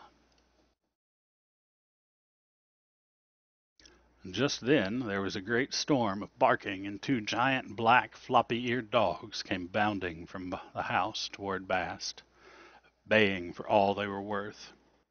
When they came close enough, Bast got down on one knee and wrestled with them playfully, scratching their ears and the ruff of their necks. After a few minutes of this, Bast continued to the house, the dogs weaving back and forth in front of him before they spotted some sort of animal and tore off into the underbrush. He knocked politely at the front door, though after all the barking his presence could hardly be a surprise. The door opened a couple of inches, and for a moment all Bast could see was a slender slice of darkness. Then the door opened a little wider, revealing Reich's mother. She was tall, and her curling brown hair was springing loose from the braid that hung down her back. She swung the door fully open, holding a tiny, half-naked baby in the curve of her arm. Its round face was pressed into her breast, and it was sucking busily, making small grunting noises. Glancing down, Bast smiled warmly. The woman looked fondly down at her child, then favored Bast with a tired smile. "Hello, Bast. What can I do for you?" "Ah, well," he said awkwardly, pulling his gaze up to meet her eye. "I was wondering, ma'am. That is, Mrs. Williams." "Nettie is fine, Bast," she said indulgently. More than a few of the townfolk considered Bast somewhat simple in the head, a fact that Bast didn't mind in the least. "Nettie," Bast said, smiling his most ingratiating smile. There was a pause, and she leaned against the doorframe. A little girl peeked out from around the woman's faded blue skirt. Nothing more than a pair of serious dark eyes.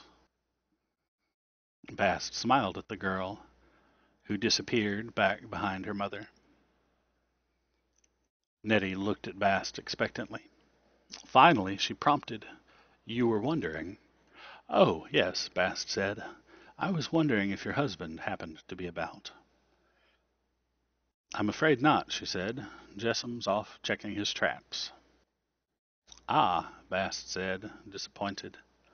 "Will he be back any time soon? I'll be happy to wait." She shook her head. "I'm sorry. He'll do his lines, then spend the night skinning and drying up in his shack." She nodded vaguely toward the northern hills. "Ah," Bast said again. Nestled snugly in her mother's arm, the baby drew a deep breath, then sighed it out blissfully, going quiet and limp.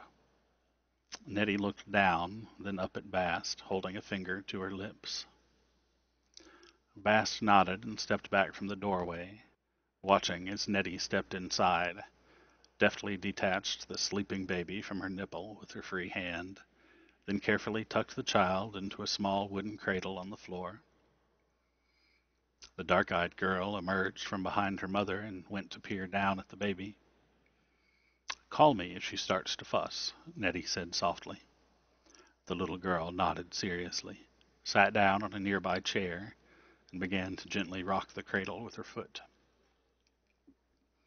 Nettie stepped outside, closing the door behind her. She walked the few steps necessary to join Bast, rearranging her bodice unselfconsciously. In the sunlight, Bast noticed her high cheekbones and generous mouth. Even so, she was more tired than pretty, her eyes heavy with worry. The tall woman crossed her arms over her chest. "What's the trouble, then?" she asked wearily. Bast looked confused. "No trouble," he said. "I was wondering if your husband had any work." Nettie uncrossed her arms, looking surprised. "Oh, there isn't much for me to do at the inn," Bast said a little sheepishly. "I thought your husband might need an extra hand." Nettie looked around, eyes brushing over the old barn, her mouth tugging down at the corners. "He traps and hunts for the most part these days," she said. "Keeps him busy, but not so much that he'd need help, I imagine." She looked back at Bast. "At least, he's never made mention of wanting any." "How about yourself?" Bast asked, giving his most charming smile. "Is there anything around the place you could use a hand with?" Nettie smiled at Bast indulgently. It was only a small smile, but it stripped 10 years and half a world of worry off her face, making her practically shine with loveliness. "There isn't much to do," she said apologetically. "Only 3 goats, and my boy minds them." "Firewood?" Bast asked. "I'm not afraid to work up a sweat. And it has to be hard getting by with your gentleman gone for days on end." He grinned at her hopefully. "We just haven't got the money for help, I'm afraid," Nettie said. "I just want some carrots," Bast said. Nettie looked at him for a minute, then burst out laughing. "Carrots," she said, rubbing her face. "How many carrots?" "Maybe 6?" Bast asked, not sounding very sure of his answer at all. She laughed again, shaking her head a little. "Okay, you can split some wood." She pointed to the chopping block that stood to the back of the house. I'll come get you when you've done 6 carats worth. Bast set to work eagerly, and soon the yard was full of the crisp, healthy sound of splitting wood. The sun was still strong in the sky, and after just a few minutes Bast was covered in a sheen of sweat. He carelessly peeled away his shirt and hung it on the nearby garden fence. There was something different about the way he split the wood. Nothing dramatic. In fact, he split wood the same way everyone did. You set the log upright, you swing the axe, you split the wood. There isn't much room to extemporize. But still, there was a difference in the way he did it.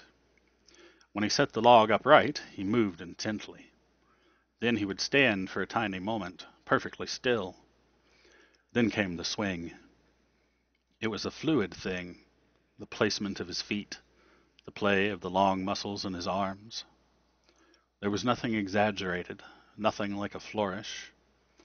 Even so, when he brought the axe up and over in a perfect arc, there was a grace to it. The sharp cough the wood made as it split, the sudden way the halves went tumbling to the ground. He made it all look somehow, well, dashing. He worked a hard half-hour, by which time Nettie came out of the house carrying a glass of water and a handful of fat carrots, with the loose greens still attached. I'm sure that's at least 6 carats worth of work, she said, smiling at him.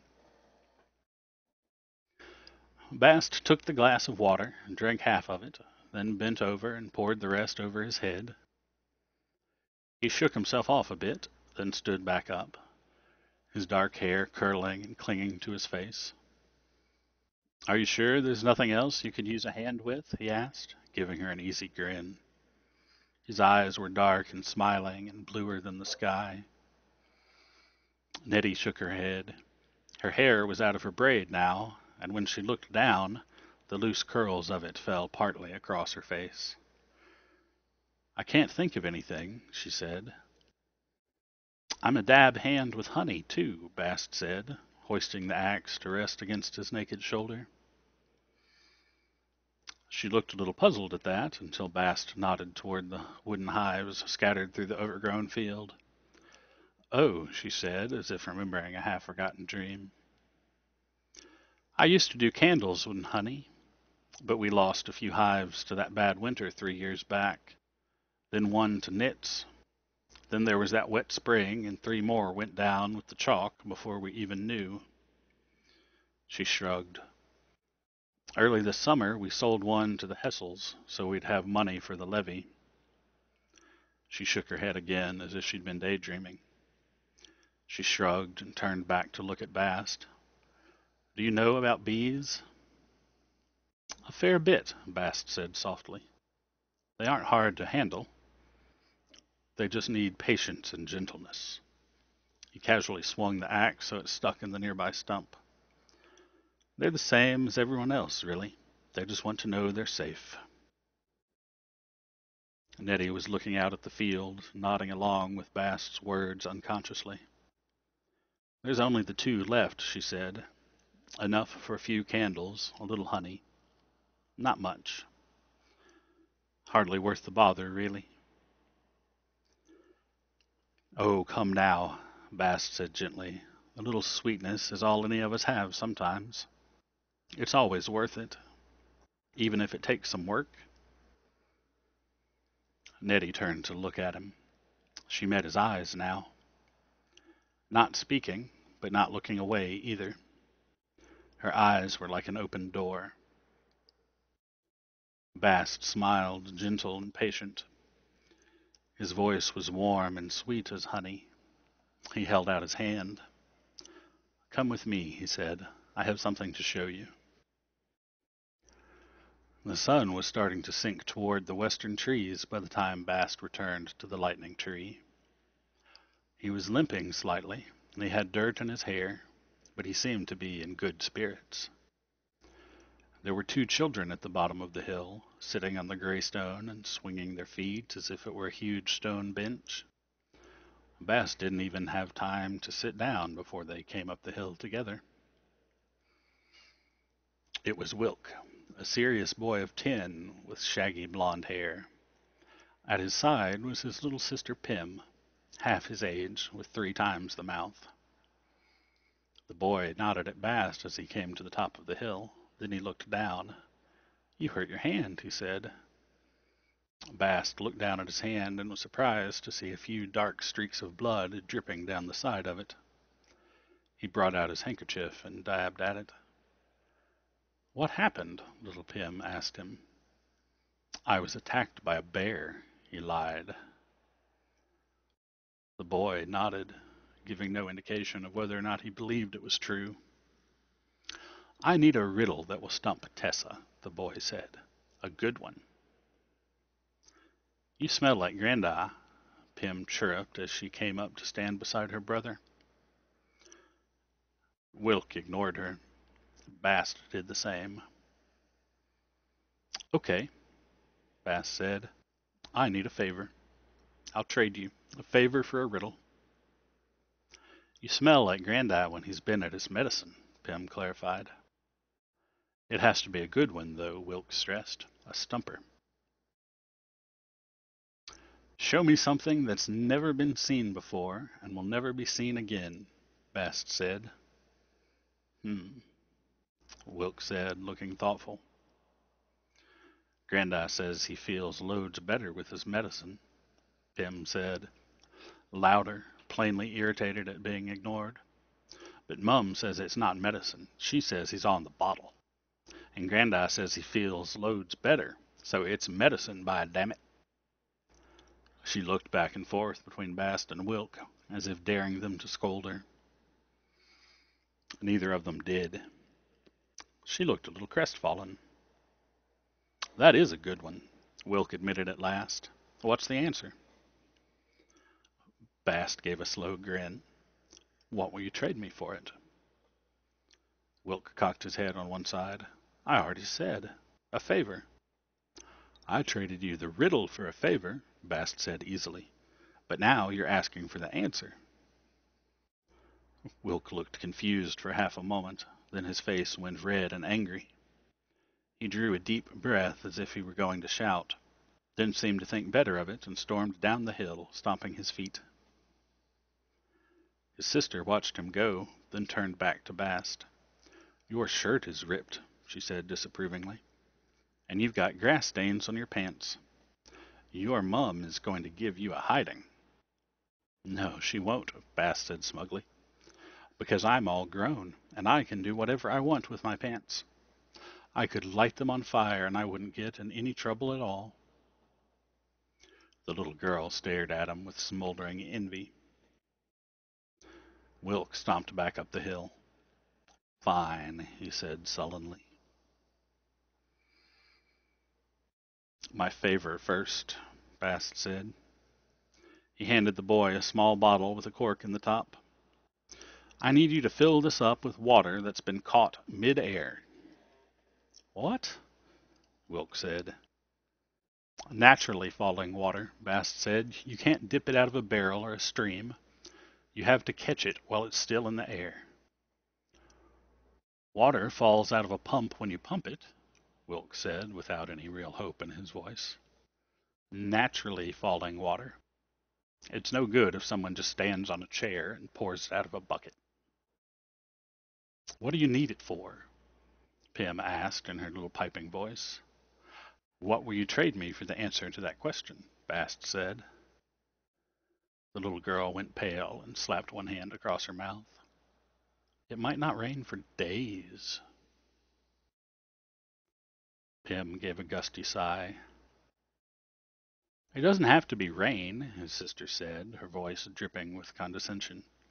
"You could just go to the waterfall by Little Cliff and fill the bottle there." Wilk blinked. Bast grinned at her. "You're a clever girl." She rolled her eyes. "Everybody says that." Bast brought out something from his pocket and held it.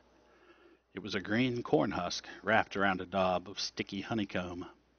The little girl's eyes lit up when she saw it. "I also need 21 perfect acorns, no holes, with all their little hats intact." If you gather them for me over by the waterfall, I'll give you this." She nodded eagerly. Then both she and her brother hurried down the hill. Bast went back down to the pool by the spreading willow and took another bath. It wasn't his usual bathing time, so there were no birds waiting, and as a result the bath was much more matter-of-fact than before. He quickly rinsed himself clean of sweat and honey, and he daubed a bit at his clothes too, scrubbing to get rid of the grass stains and the smell of whiskey. The cold water stung the cuts on his knuckles a bit, but they were nothing serious and would mend well enough on his own. Naked and dripping, he pulled himself from the pool and found a dark rock, hot from the long day of sun. He draped his clothes over it and let them bake dry while he shook his hair and stripped the water from his arms and chest with his hands. Then he made his way back to the lightning tree, picked a long piece of grass to chew on, and almost immediately fell asleep in the golden afternoon sunlight. Evening. Lessons. Hours later, the evening shadows stretched to cover Bast, and he shivered himself awake. He sat up, rubbing his face and looking around blearily. The sun was just beginning to brush the tops of the western trees. Wilk and Pym hadn't returned, but that was hardly a surprise. He ate the piece of honeycomb he'd promised to Pym, licking his fingers slowly. Then he chewed the wax idly and watched a pair of hawks turn lazy circles in the sky. Eventually he heard a whistle from the trees. He got to his feet and stretched, his body bending like a bow. Then he sprinted down the hill. Except in the fading light, it didn't quite look like a sprint. If he were a boy of 10, it would have looked like skipping. But he was no boy. If he were a goat, it would have looked like he was prancing. But he was no goat. A man headed down the hill that quickly, it would have looked like he were running. But there was something odd about Bast's motion in the fading light, something hard to describe. He almost looked like he were, frolicking? Dancing? Small matter. Suffice to say that he quickly made his way to the edge of the clearing where Reich stood in the growing dark beneath the trees. "I've got it," the boy said triumphantly. He held up his hand, but the needle was invisible in the dark. "You borrowed it?" Bast asked. "Not traded or bargained for it?" Reich nodded. "Okay," Bast said. "Follow me." The two of them walked over to the greystone, Reich following wordlessly when Bast climbed up one side of the half-fallen stone.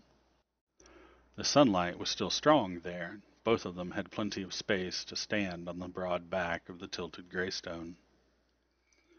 Reich looked around anxiously, as if worried someone might see him. "Let's see the stone," Bast said. Reich dug into his pocket and held it out to Bast. Bast pulled his hand back suddenly, as if the boy had tried to hand him a glowing coal. "Don't be stupid," he snapped. "It's not for me.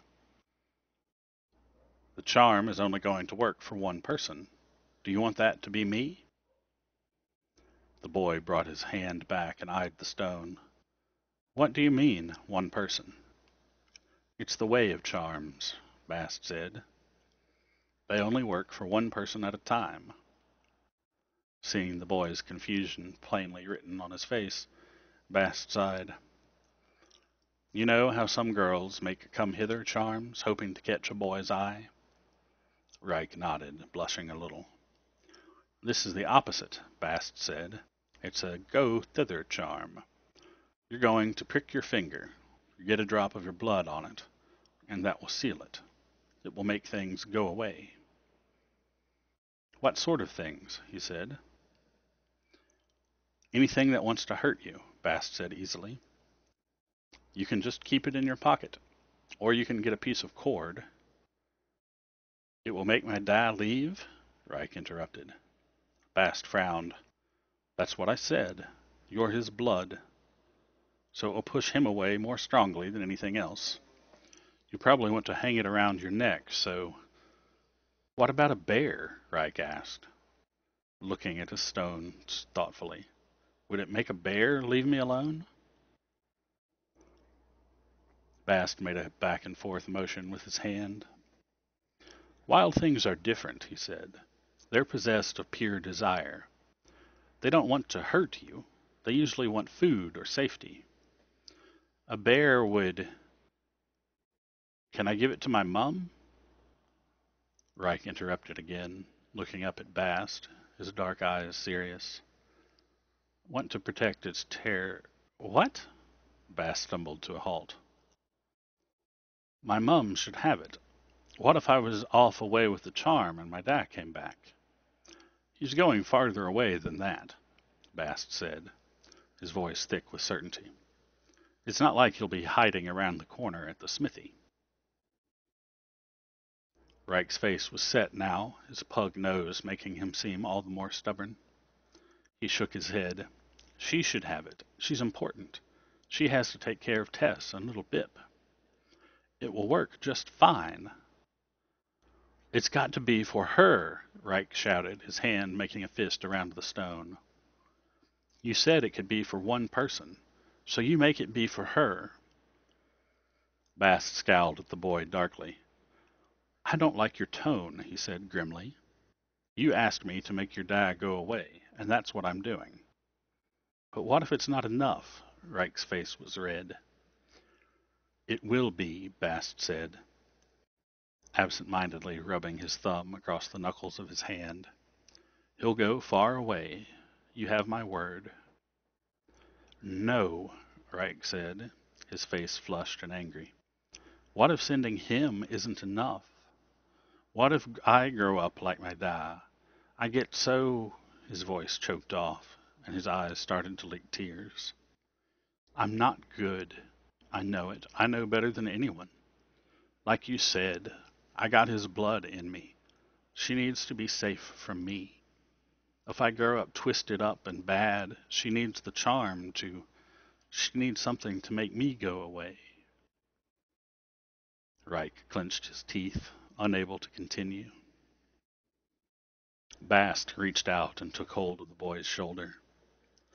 He was stiff and rigid as a plank of wood, but Bast gathered him in and put his arms around his shoulders. Gently, because he had seen the boy's back. They stood there for a long moment, Reich stiff and tight as a bowstring, trembling like a sail, tight against the wind. Reich, Bast said softly, you're a good boy. Do you know that? The boy bent then, sagged against Bast, and seemed like he would break himself apart with sobbing. His face was pressed into Bast's stomach, and he said something, but it was muffled and disjointed. Bast made a soft crooning sound of the sort you'd use to calm a horse or soothe a hive of restless bees. The storm passed, and Reich stepped quickly away and scrubbed at his face roughly with his sleeve. The sky was just starting to tinge red with sunset. Right, Bast said. It's time. We'll make it for your mother. You'll have to give it to her. Riverstone works best if it's given as a gift. Reich nodded, not looking up. What if she won't wear it? He asked quietly. Bast blinked. She'll wear it because you gave it to her. What if she doesn't? Bast opened his mouth, then hesitated and closed it again. He looked up and saw the first of Twilight's stars emerge. He looked down at the boy. He sighed. He wasn't good at this. So much was so easy. Glamour was second nature. It was just making folks see what they wanted to see. Fooling folk was simple as singing. Tricking folk and telling lies, it was like breathing. But this, convincing someone of the truth that they were too twisted to see. How did you even begin? It was baffling, these creatures. They were fraught and frayed in their desire. A snake would never poison itself, but these folk made an art of it. They wrapped themselves in fears and wept at being blind. It was infuriating. It was enough to break a heart. So Bast took the easy way. It's part of the magic, he lied. When you give it to her, you have to tell her that you made it for her because you love her. The boy looked uncomfortable, as if he were trying to swallow a stone. It's essential for the magic, Bast said firmly. And then, if you want to make the magic stronger, you need to tell her every day, once in the morning and once at night. The boy nodded, a determined look on his face. Okay, I can do that. Right then, Bast said. Sit down here, prick your finger. He did just that, jabbing his stubby finger and letting a bead of blood well up, then fall onto the stone. Good, Bast said, sitting down across from the boy. Now give me the needle. Reich handed over the needle. But you said it just needed... Don't tell me what I said, Bast groused. Hold the stone flat so that the hole faces up. Hold it steady, Bast said and pricked his own finger. A slow bead of blood grew. Don't move. Reich braced the stone with his other hand. Bast turned his finger, and the drop of blood hung in the air for a moment before falling straight through the hole to strike the gray stone underneath. There was no sound, no stirring in the air, no distant thunder. If anything, it seemed there was a half-second of perfect brick-heavy silence in the air. But it was probably nothing more than a brief pause in the wind. Is that it? Reich asked after a moment, clearly expecting something more. Yep, Bast said, licking the blood from his finger with a red tongue. Then he worked his mouth a little and spat out the wax he had been chewing. He rolled it between his fingers and handed it to the boy. Rub this into the stone, then take it to the top of the highest hill you can find. Stay there until the last of the sunset fades, then give it to her tonight. Reich's eyes darted around the horizon, looking for a good hill. Then he leapt from the stone and sprinted off. Bast was halfway back to the waystone when he realized he had no idea where his carrots were. When Bast came in the back door, he could smell bread and beer and simmering stew. Looking around the kitchen, he saw crumbs on the breadboard, and the lid was off the kettle. Dinner had already been served. Stepping softly, he peered through the door into the common room. The usual folk sat hunched at the bar. There was old Cobb and Graham scraping their bowls. The smith's apprentice was running bread along the inside of his bowl, then stuffing it into his mouth a piece at a time. Jake spread butter on the last slice of bread, and Shep knocked his empty mug politely against the bar, the hollow sound a question in itself. Bast bustled through the doorway with a fresh bowl of stew for the smith's apprentice, as the innkeeper poured Shep more beer. Collecting the empty bowl, Bast disappeared back into the kitchen, then came back with another loaf of bread, half sliced and steaming. I guess what I caught wind of today, old Cobb said, with the grin of a man who knew he had the freshest news at the table. What's that? The boy asked, around half a mouthful of stew. Cobb reached out and took the heel of the bread, a right he claimed as the oldest person there, despite the fact that he wasn't actually the oldest, and the fact that nobody else much cared for the heel. Bast suspected he took it because he was proud he still had so many teeth left. Cobb grinned. Guess, he said to the boy, then slowly slathered his bread with butter and took a big bite. I reckon it's something about Jessam Williams, Jake said blithely. Old Cobb glared at him, his mouth full of bread and butter. What I heard, Jake drawled slowly, smiling as Old Cobb tried furiously to chew his mouth clear, was that Jessam was outrunning his trap lines and he got jumped by a cougar. Then, while he was legging it away, he lost track of himself and went right over Little Cliff, busted himself up something fierce. Old Cobb finally managed to swallow. You're thick as a post, Jacob Walker. That ain't what happened at all. He fell off Little Cliff, but there weren't a cougar. Cougar ain't going to attack a full-grown man. It will if he's all smelling of blood, Jake insisted, which Jessam was on account of the fact that he was bagging up all his game. There was a muttering of agreement at this, which obviously irritated Old Cobb. It weren't a cougar, he insisted. He was drunk off his feet, that's what I heard. Stumbling lost drunk. That's the only sense of it. 'Cause Little Cliff ain't nowhere near his trap line. Unless you think a cougar chased him for almost a mile. Old Cobb sat back in his chair then, smug as a judge. Everyone knew Jessam was a bit of a drinker, and while Little Cliff wasn't really a mile from the Williams land, it was too far to be chased by a cougar. Jake glared venomously at Old Cobb, but before he could say anything, Graham chimed in. I heard it was the drink, too. A couple kids found him while they were playing by the falls. They thought he was dead and ran to fetch the constable, but he was just headstruck and drunk as a lord. There was all manner of broken glass, too. He was cut up some. Old Cobb threw his hands up in the air. Well, ain't that wonderful? Any other parts of my story you'd like to tell afore I'm finished? Graham looked taken aback. I thought you were. I wasn't finished, Cobb said, as if talking to a simpleton. I was reeling it out slow. I swear, what you folk don't know about telling stories would fit into a book. A tense silence settled among the friends. I got some news, too, the smith's prentice said, almost shyly.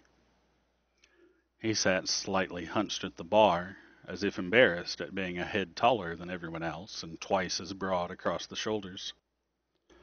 If'n nobody else has heard it, that is. Shep spoke up. Go on, boy, you don't have to ask. Those two just been gnawing on each other for 20 years. They don't mean anything by it. Well, I was doing shoes, the prentice said, when Crazy Martin came in. The boy shook his head in amazement and took a long drink of beer. I ain't only seen him a few times in town, and I forgot how big he is. I don't have to look up to see him. But I still think he's bigger than me. And today he looked even bigger still, 'cause he was furious. He was spitting nails, I swear. He looked like someone had tied two angry bulls together and made them wear a shirt. The boy laughed, the easy laugh of someone who's had a little more beer than he's used to. There was a pause. Well, what's the news, then? Shep said gently, giving him a nudge. Oh, he came asking Master Ferris if he had enough copper to mend a big kettle. The prentice spread his long arms out wide, one hand almost smacking Shep in the face. Apparently someone found Martin still. Stole a bunch of his drink and wrecked up the place a bit. The boy leaned back in his chair and crossed his arms proudly across his chest, confident of a story well told. But there was none of the buzz that normally accompanied a piece of good gossip. He took another drink of beer and slowly began to look confused. Telu, anyway. Martin'll kill him, Graham said, his face gone pale. What? The prentice said. Who? Jessam, you tit, Jake snapped. He tried to cuff the boy on the back of his head and had to settle for his shoulder instead. The fellow who got skunk drunk in the middle of the day and fell off a cliff carrying a bunch of bottles? I thought it was a cougar, old Cobb said spitefully. He'll wish it was 10 cougars when Martin gets him. What? The smith's apprentice laughed. Crazy Martin? He's addled, sure, but he ain't mean. A couple span ago he cornered me and talked bollocks about barley for 2 hours. About how it was healthful, how wheat would ruin a man, how money was dirty, how it chained you to the earth or some nonsense. The prentice dropped his voice and hunched his shoulders a bit, widening his eyes and doing a passable Crazy Martin impression. You know, he said, making his voice rough and darting his eyes around. Yeah, you know, you hear what I'm saying? The prentice laughed again, rocking back on his stool. He had obviously had a little more beer than was good for him. People think they have to be afraid of big folk, but they don't. I've never hit a man in my life. Everyone just stared at him. Their eyes were deadly earnest. Martin killed one of Insel's dogs for growling at him. Right in the middle of market. Threw a shovel like it was a spear. Then gave it a kicking. Nearly killed that last priest, Graham said. The one before Abbey Leoden. Nobody knows why. The fellow went up to Martin's house. That evening, Martin brought him to town in a wheelbarrow and left him in front of the church. He looked at the smith's apprentice. That was before your time, though. Makes sense you wouldn't know. Punched a tinker once, Jenks said. Punched a tinker? The innkeeper burst out, incredulous. Reshi, Bast said gently. Martin is fucking crazy. Jake nodded. Even the levy man doesn't go up to Martin's place. Cobb looked like he was going to call Jake out again, then decided to take a gentler tone. Well, yes, he said, true enough. But that's 'cause Martin pulled his full rail in the king's army. 8 years. And came back mad as a frothing dog, Shep said. Old Cobb was already off his stool and halfway to the door. Enough talk. We got to let Jessam know. If he can get out of town until Martin cools down a bit. So, when he's dead? Jake said sharply. Remember when he threw a horse through the window of the old inn because the barman wouldn't give him another beer? Punched a tinker? The innkeeper repeated, sounding no less shocked than before. Silence descended at the sound of footsteps on the landing. Everyone eyed the door and went still as stone, except for Bast, who slowly edged toward the doorway to the kitchen.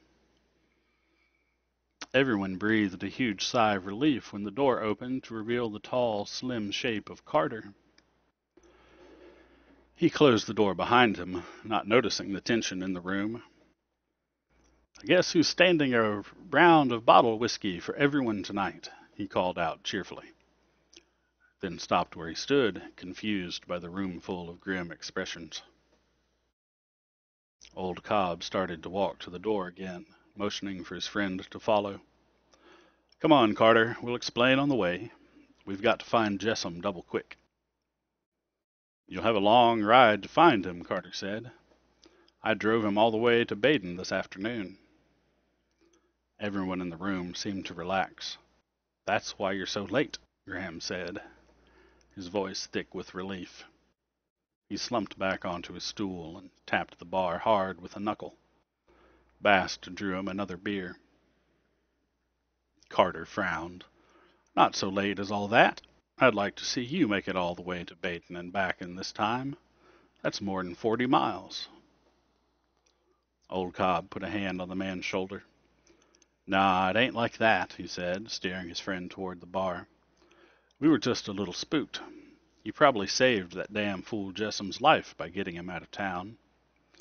Though I've told you, you shouldn't be out on the road by yourself these days.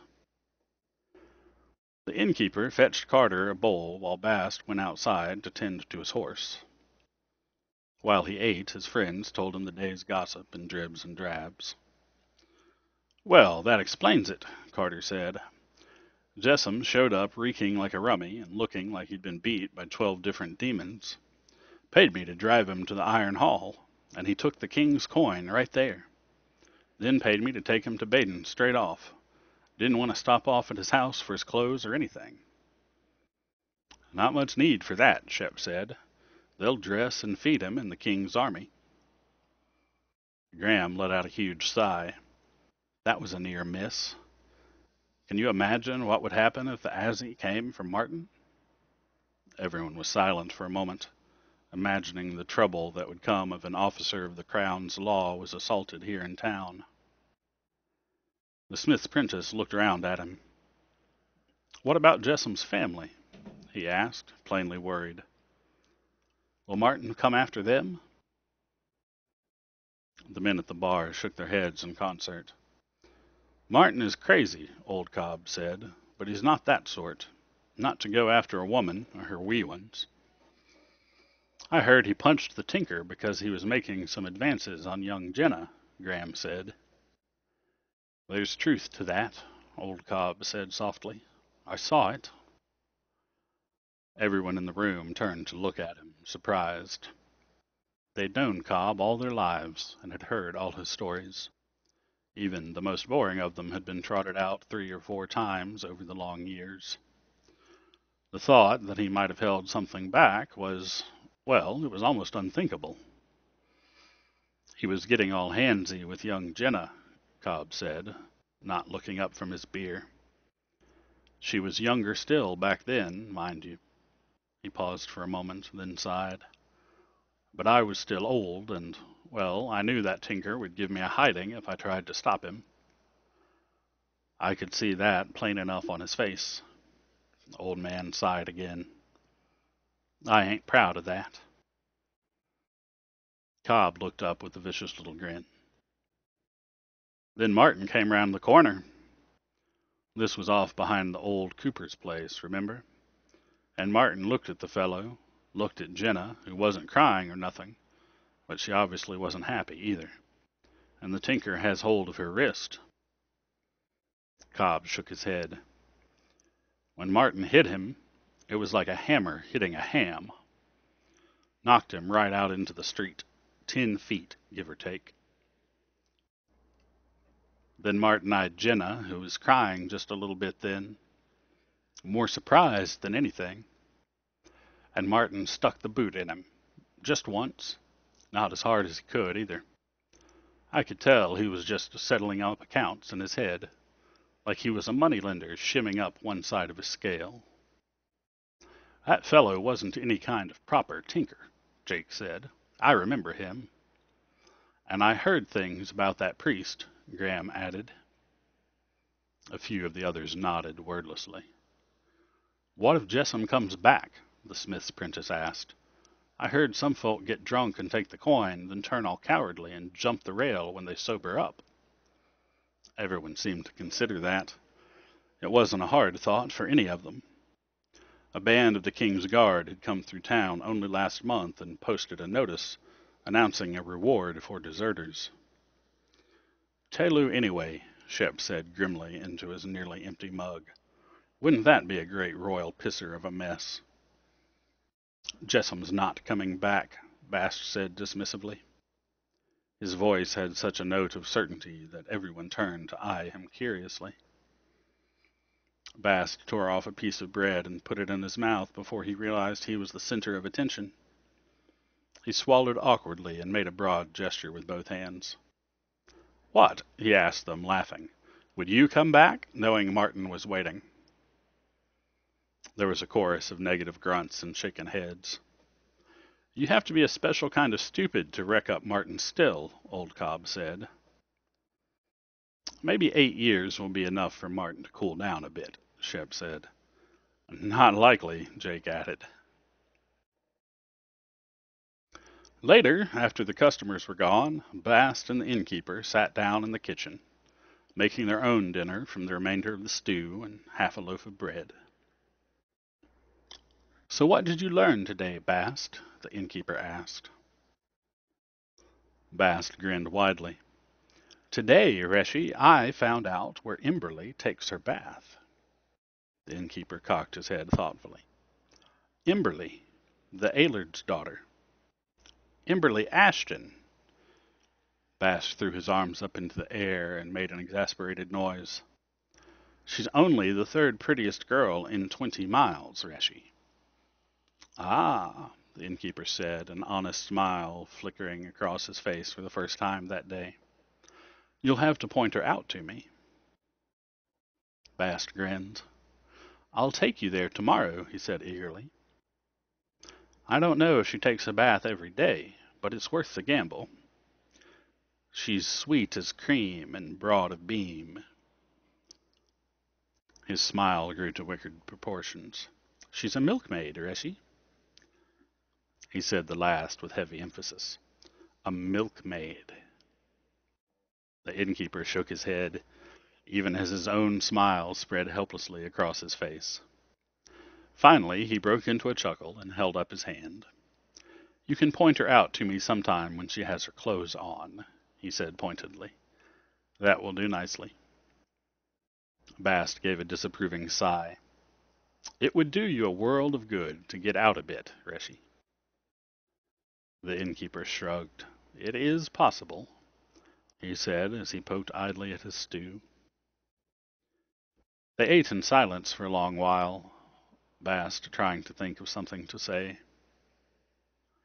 I did get the carrots, Reshi, Bast said as he finished his stew and ladled the rest of it out of the kettle.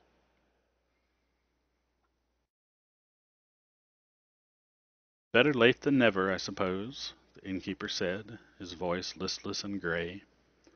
We'll use them tomorrow. Bast shifted in his seat, embarrassed.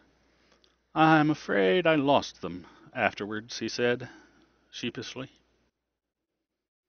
This wrung another tired smile from the innkeeper. Don't worry yourself over it, Bast.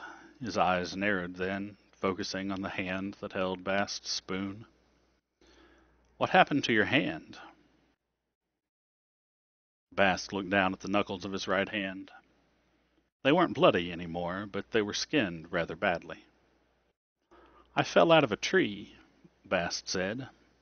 Not lying, but not answering the question either. It was better not to lie outright. Even weary and dull, his master was not an easy man to fool. You should be more careful, Bast, the innkeeper said, prodding listlessly at his food. And with as little as there is to do around here, it would be nice if you spent a little more time on your studies. I learned loads of things today, Reshi, Bast protested. The innkeeper sat up, looking more attentive. Really? Impress me then. Bast thought for a moment. Nettie Williams found a wild hive of bees today, he said, and she managed to catch the queen.